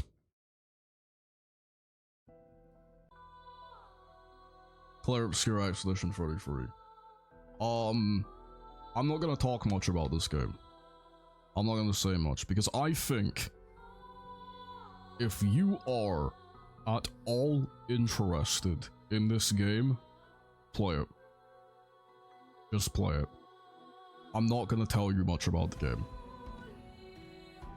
You should, man. You should. I've even written it here. It's not my favorite game of the year, but it is the best game of the year. This game is incredible. Unbelievably incredible. It fucking... again, I was watching Red Mage. Red Mage is a good friend of mine. I've advertised him in the Discord. He was playing his Final Fantasy streams, and he said to me, now, play this game. You need to play it. You should play it. And I said, you know what? Okay, I'll bite the bullet. I'll give it a go. So I picked up the game, I booted it up, and I said to myself, alright, let's see how good it is. Let's see if it lives up. And I was a little bit worried, because usually when people hype something up, I end up getting disappointed. It happens a lot. I will tell you right now, all the hype that this game got, and all the hyping up that Red Mage did for me when I was on stream, it fucking blew the expectations away. I was shocked at how good this game is. I did not expect it to be not just as good as what people were telling me, but better. It was insane. And I think this will go down in history as like one of the best games to come out of a smaller studio. Ever. And I don't want to say too much about it. I could go into something. I could go into the story, the gameplay, the art, the music. I could go into so much, but you know what? I'm not going to. I think if you are at all interested in this game, if you are at all even considering playing this game, you should play it. 100%, you should do it. It's worth it. It's worth it. And I will say one thing though. This game got a bit of controversy recently with people getting mad at getting so many rewards in the Game Awards. I noticed a pattern. The people who were getting mad at this game getting so many awards, if you were to ask them, oh, did you play the game? They'd say no. Which I'm gonna tell you right now, if you're one of those people who got mad at the Game Awards giving this game so many awards, because apparently there's a limit on how many awards you should get, you know, like how there's a limit on how many athletes are allowed to get golden medals. Going up to Usain Bolt, putting your hand on his shoulder and being like, hey look, I know you put a lot of work into what you're doing, but you should stop doing what you're doing. You're getting one too many gold medals. You need to give the other guys a bit of a chance. Because apparently that's a thing we do now. If you're one of the people who are mad about it, just give the game a fucking shot. Just play it. Because trust me, I was hearing so many things about this game, and Red Mage also said to me, dude, you need to play it. I wasn't too sure about it, then I tried it out, and it fucking blew me away. It's not my favorite game of the year. There's one game that was a bit more personal to me, but it's the best game of the year. I think it is easily the best game of the year, even if it's not my favorite. That's why this is not an objective list. This is my list, my personal list. But it's so good, and that's all I'm gonna say about it. I'm not gonna tell you anything about the gameplay story or anything. You should just play it. If you were at all interested in Expedition 33, you should play it. It's amazing. However, we're now getting into the number one worst and the number one best of the year, starting with the number one worst of the year. And I gotta tell you, I hate to sound like a broken record, but was there any doubt? Was there any doubt this was gonna be the fucking... Let's go. Let's just do it.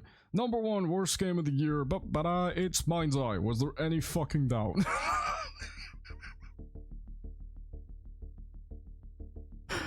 Did anybody doubt that this would be it? Oh my god. What a fucking terrible game. Oh man, you never heard of Mind's Eye? Oh, you innocent soul. Okay. So, Mind's Eye was a game made by I believe an ex-developer of GTA, and everything about it doesn't work. Oh my god, this game's terrible. This game's so bad, bro.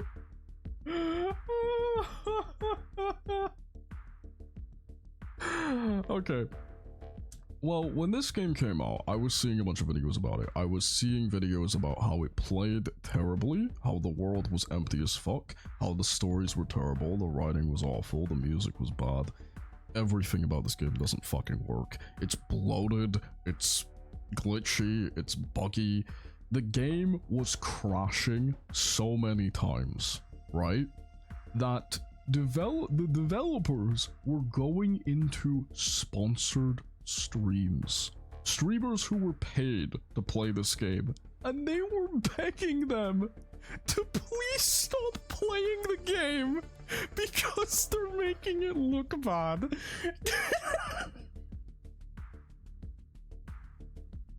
That is... Can you imagine making a product so shit that the people you paid to play it, you're going to them and putting your hands on them and being like, please stop.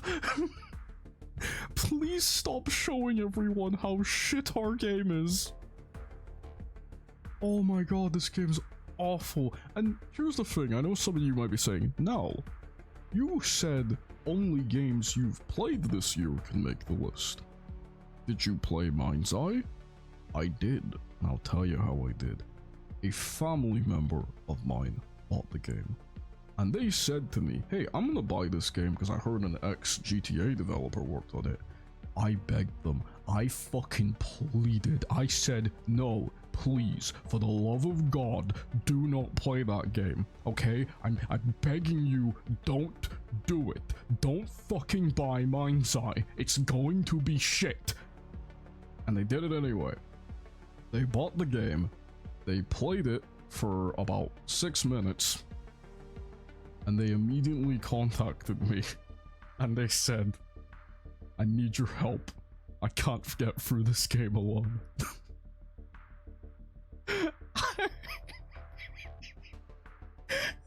This game was so bad, they sent me a fucking SOS.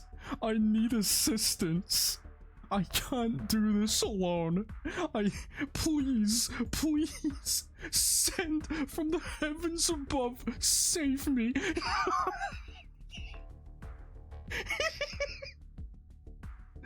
So I went over and I played through this game with them from start to finish.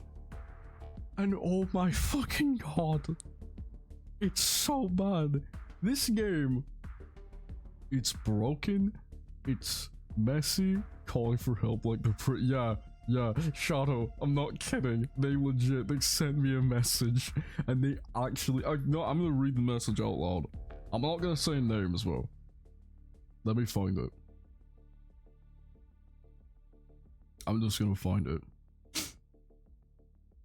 Okay, yeah, here's the message, So I got this message at 4 a.m.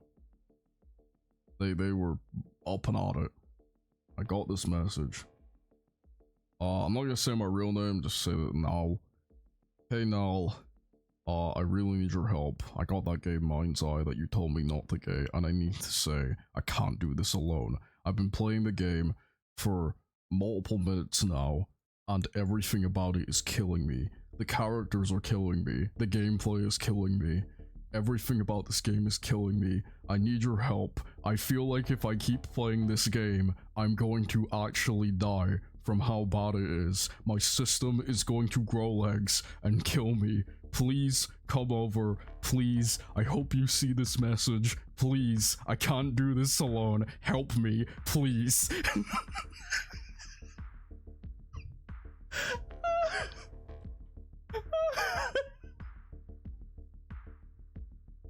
That is a real message I got. No, Shadow, they were up at 4 a.m. They were up at 4 a.m.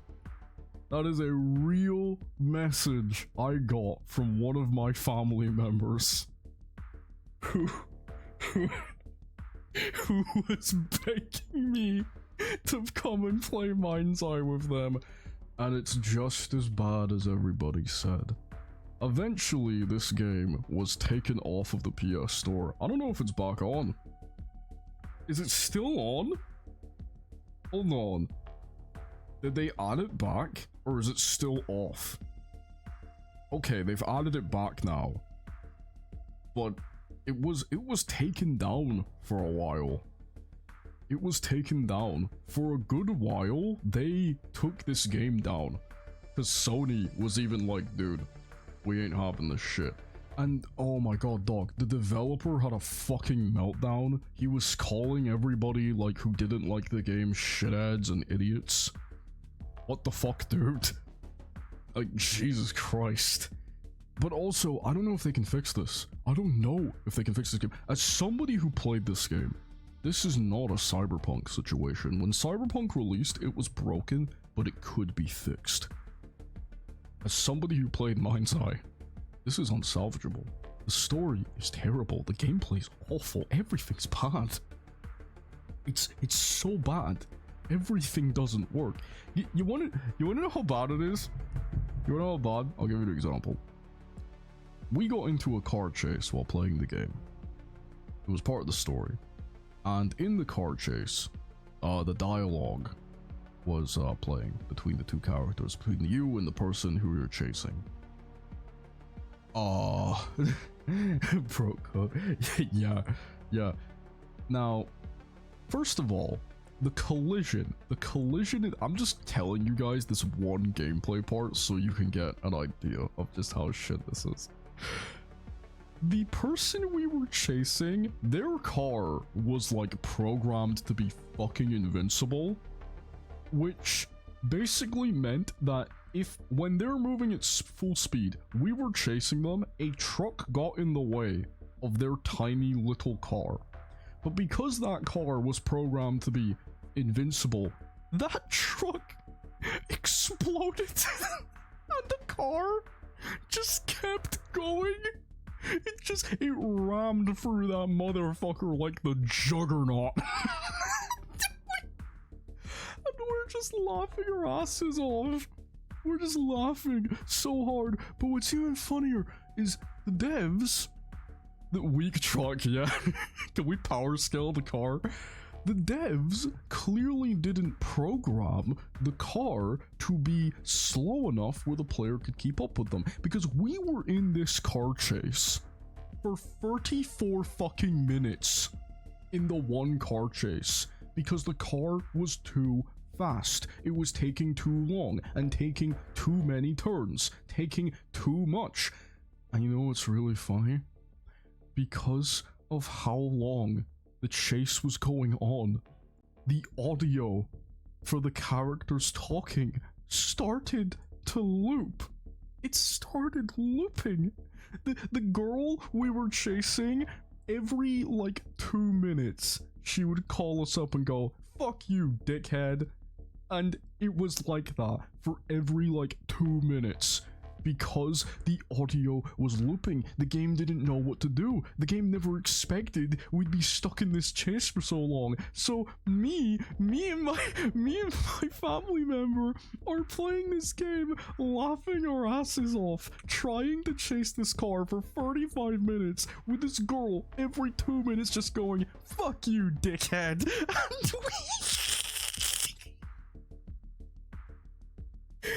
And it's so bad. It's so terrible. Oh my god. I don't know if this can be saved. I don't know. And also, yeah, they gave this game DLC. We never played the DLC. You'll be hearing that at night. Dude, maybe that was why my family member was up at 4 a.m. They couldn't go to bed while hearing that in their head. Fuck you, dickhead. As they drive through multiple cars and lampposts and fucking trucks. Entire trucks.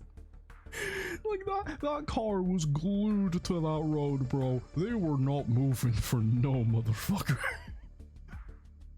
Oh my god. This game was terrible. It's so shit. I've got tears in my eyes just thinking about it. I see a truck, that's all. Honest to god, I'm not kidding.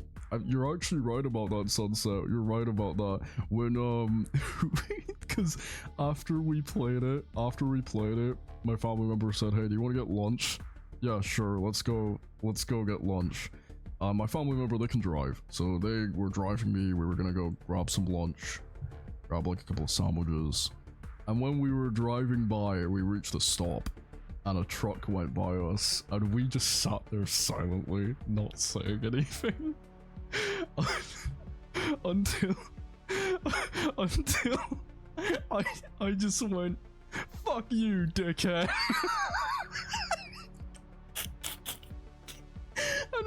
And my family member legit like punched me on the shoulder and said, "I'm going to crash. Shut the fuck up. I need to see the road."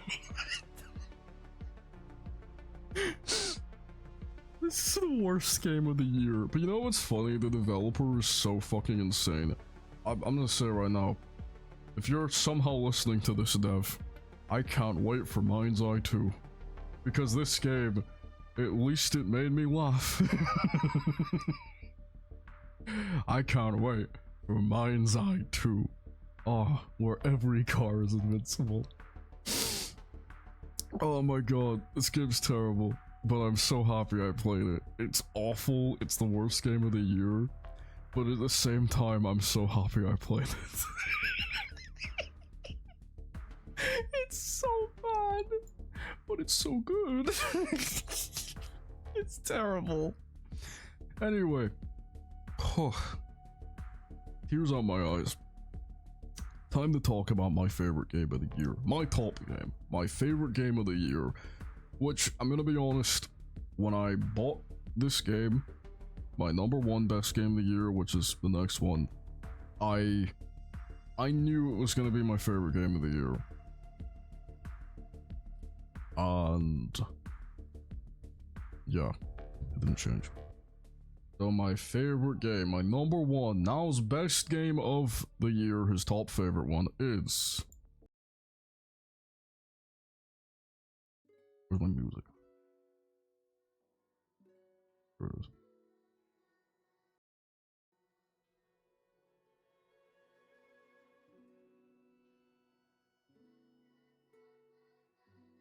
Silent Hill F. This is my favorite game this year. By quite the margin.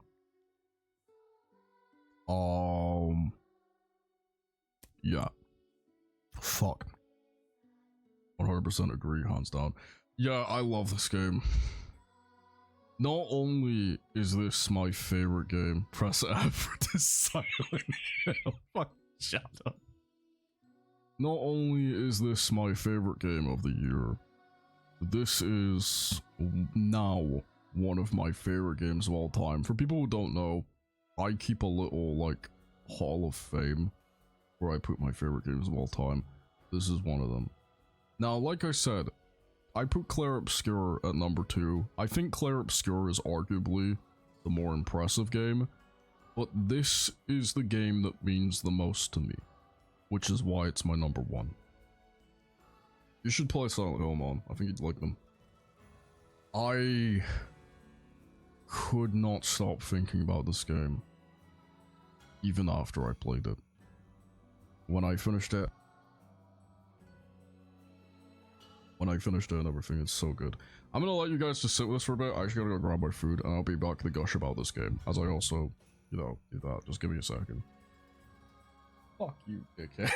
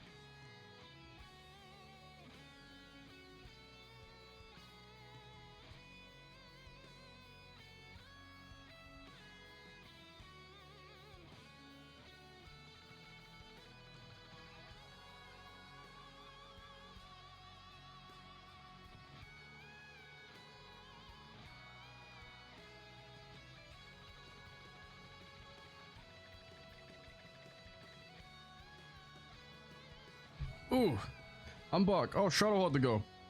Oh, thanks for coming, Shadow. Anyway, where was I? Be responsible for this, maybe be hobby. Oh yeah, this guy made Hirogashi When They Cry. One of my favorite manga. Such a good one. Thanks for coming, Shadow. I'll be in touch. Anyway, now that I'm back, I can gush about this game. Where do I start? Fucking hell. Silent Hill F. So, firstly, Silent Hill is one of my favorite game franchises of all time. It is probably my favorite horror game franchise of all time. And I never thought we were gonna get a new one. I knew we got the remake, Silent Hill 2. You know what's really funny? Last year, Silent Hill 2 remake was my second favorite game of the year. Now this game's my number 1. But this just hit all the right notes. It's everything I wanted in a Silent Hill game. It's everything I could want in one. I want to address one of the things. A lot of people said that the combat felt kind of clunky. It did. But I feel like that was kind of deliberate.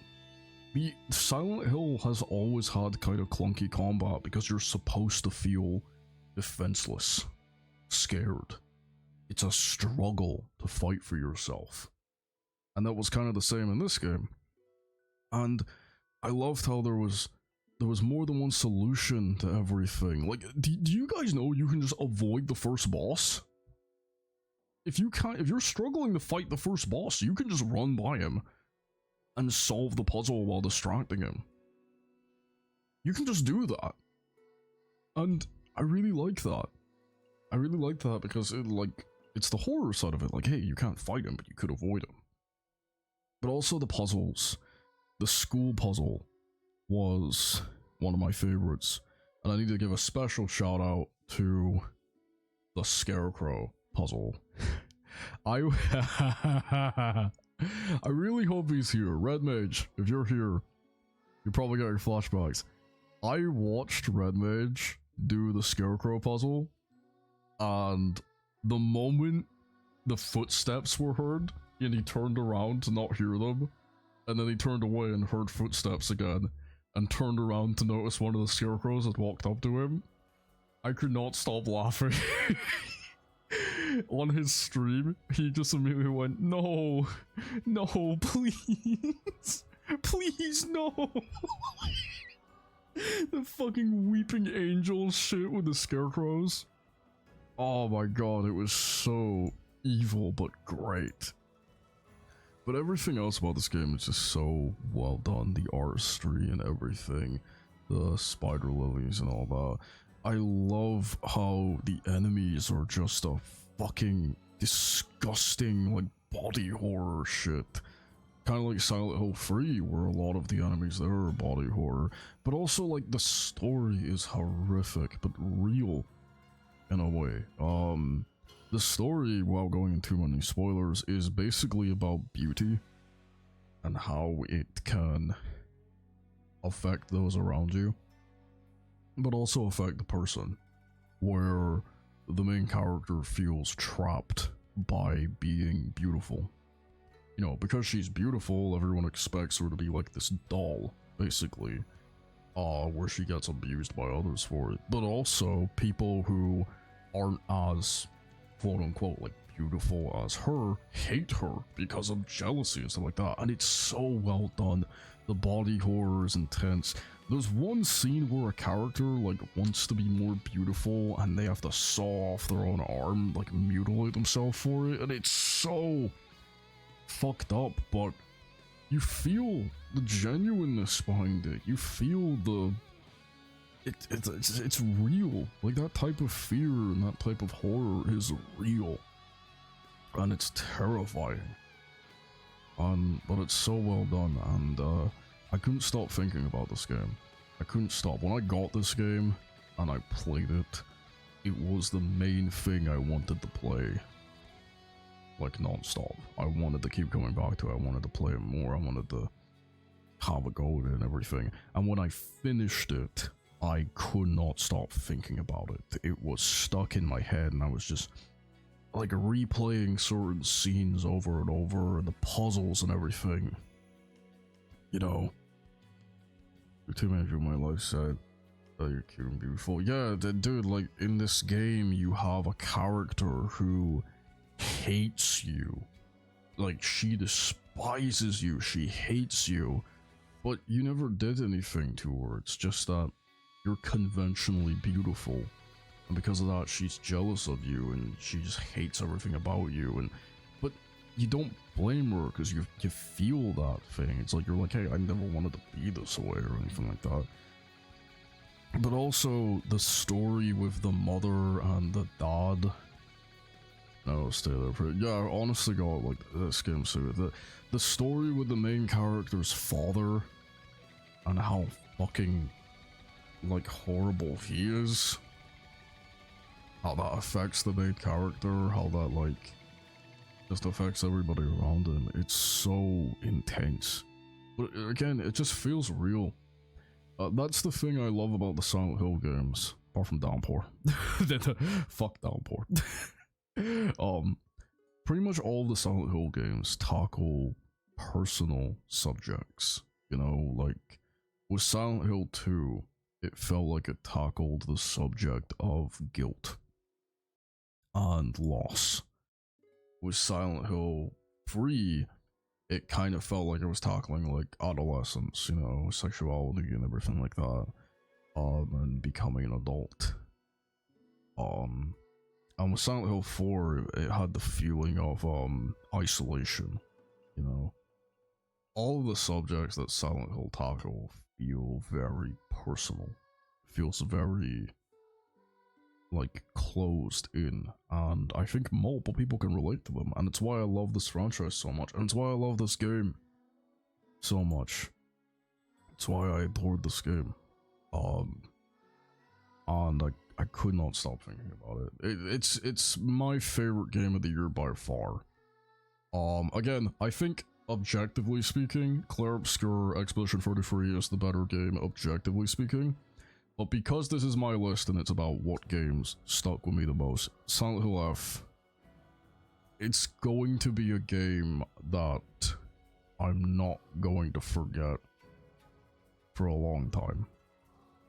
When I look back on horror games that just mean so much to me, or just games in general, I think this is gonna be one of them. And I hope Silent Hill continues. I hope Silent Hill, we continue to get more incredible experiences like this, and even the Silent Hill 2. You know, I would love a Silent Hill 3 remake, because that's another one of my favorite games of all time. Silent Hill 3. God, that would be so good. Anyway, but yeah, that is my top 10 favorite games of the year. And with that, let's go over them again, just for a quick run through for people who are just coming in, but maybe not. So, all the way back, going from the 10 worst to number 1 best, we had number 10, worst for Lost Souls Aside, a game I just thought was pretty mid. Number 10, best, Sonic Racing Crossworlds, a game that was super fun, but I kinda wish I had a little bit more to it. Number 9, worst, Vampire Masquerade Bloodlines 2, a game that disappointed me because of how lackluster it was compared to the original. Number 9, best, Tainted Grail Fall of Avalon, the game that surprised me the most this year, a game I was not expecting to be as good as what it did, but it was great. Number 8, worst, Hunter x Hunter Net Impact. Make a fighting game that actually fucking works, or don't make a fighting game at all. There you go. Number 8, best, Like a Dragon, Pirate Yakuza in Hawaii. It's a Yakuza game. I love Yakuza. Of course it's going to be on the list. Number 7, worst, Killing Floor 3. Stop ruining a good thing. Stop ruining a good thing. Stop it. Number 7, best, Hollow Knight Silksong. An incredible sequel to an indie game that's widely beloved. You love the first one, you'll love this one. Number 6, worst, Secret Theory Remaster. One of the worst remasters I've played. I hope the devs fix it. Number 6, best, Dispatch. Great story game, had some wonderful interactions with people who played the game, and I'm looking forward to more stuff like this. Number 5, worst, Scarlet Salvation, a roguelike that you don't even need to fucking play. What? Number 5, best, Elder Scrolls Oblivion Remastered, the game that younger me missed out on, but I'm happy that older me got to experience. Number 4, worst, House of the Dead 2 Remake, a game that is trying so hard to look amazing without any consideration of the actual gameplay. Number 4, best, Ninja Gaiden 4. Everything I wanted in a Ninja Gaiden sequel. It's gory and sick, and it's fun. I love it. Number 3, worst, Let It Die Inferno. You ruined one of my favorite cult classic games of all time, you greedy fucks. I will never forgive you. Number 3, best, Ghost of Yotei, sequel to one of my favorite games of all time. So happy it lived up to my expectations. I'm replaying it as of recently and I'm still going to. Number 2, worst, Plants vs. Zombies Replanted. Fuck you. Just fuck you. Just actually fuck you. Go fuck yourself. Number 2, best, Clair Obscur Expedition 33, the game that, although not my personal favorite of the year, I would argue is the best of the year, and easily deserved all the awards it won. If you don't agree with it, play the game yourself and see if you change your mind. Number 1, worst, Mind's Eye. Fuck you, dickhead. And number 1, best, Silent Hill F. A game I am not going to forget anytime soon, and that is my annual Nals Best and Worst Game of the Year. Thank you so much for everybody who came in, joined in, and said hello. And I hope that you guys have a couple of games yourself that you ranked this year. I hope that you guys were able to play plenty of things, enjoy plenty of more stuff. There's multiple games that come out, and I am a bit upset I missed a couple of games that I wasn't able to play. Like I said, I wasn't able to play Death Stranding 2 because I'm still getting through the first one, and I wasn't able to play Hades 2 because I just couldn't afford it. There were a lot of stuff happening around life. Sometimes you just can't afford things. But that's my list for the year. If you have any different ones, feel free to let me know. I am still in my Discord. Feel free to send me a couple little things and tell me your favorites or ones you play. And if you saw any games here you haven't played yet and you're thinking about playing, definitely give them a go. Apart from Mind's Eye, don't play Mind's Eye. don't play Mind's Eye. Please don't. Just don't play that game. Anyway, that's the wrap up for the year. Next stream, I will be continuing our playthrough of the Peter Jackson King Kong game because I absolutely love that game. It'll probably be one that we're able to finish it. And I also have plans to play a couple other games, not to mention I really want to complete Tales of Arise, and not to mention the Sonic Unleashed remake that the fans made. Lightning Power version. Pirate the game. I'm not even gonna say no, don't do that, just do it. But it was good having you guys all around. Thank you for the year. I know I haven't been able to stream much, but I'm hoping to continue streaming a lot more now that everything in my house is probably done. Thank you guys for joining the stream. It's been great. And yeah, I hope to continue. But the plan right now is to complete the King Kong game that we started playing because I love that game. And then also complete Sonic Unleashed. And we'll see what happens in between. See you, man. Yeah, no problem. Thank you for joining me, man. Thank you everybody who came and said hello. I do greatly appreciate it. Always do appreciate it. Always have a fun one.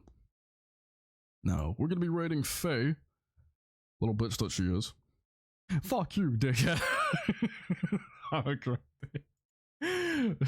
Thank you. But we're gonna be rating Faye. Quickly get my thing ready for you, and we'll have a good time. Well, where is it? There we go. And now I just gotta copy this.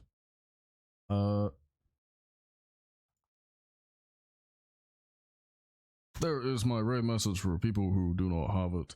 Feel free to use it. If you don't have the special emotes, you can use the hammers instead. But still, greatly appreciate everybody for coming. Make sure that you guys have a good one and take care of yourselves. I will continue streaming when I can. In case I don't stream, my buddy Red Mage is doing a Final Fantasy marathon, so I'll probably just send you guys to him at some point if I'm not able to stream. But hope to see you around. Enjoy your new year. Enjoy your holidays. Don't be assholes to each other. I'm the only one who's allowed to be an asshole to anyone. Fuck all y'all. Alright, I will catch you guys later. Alright, bye.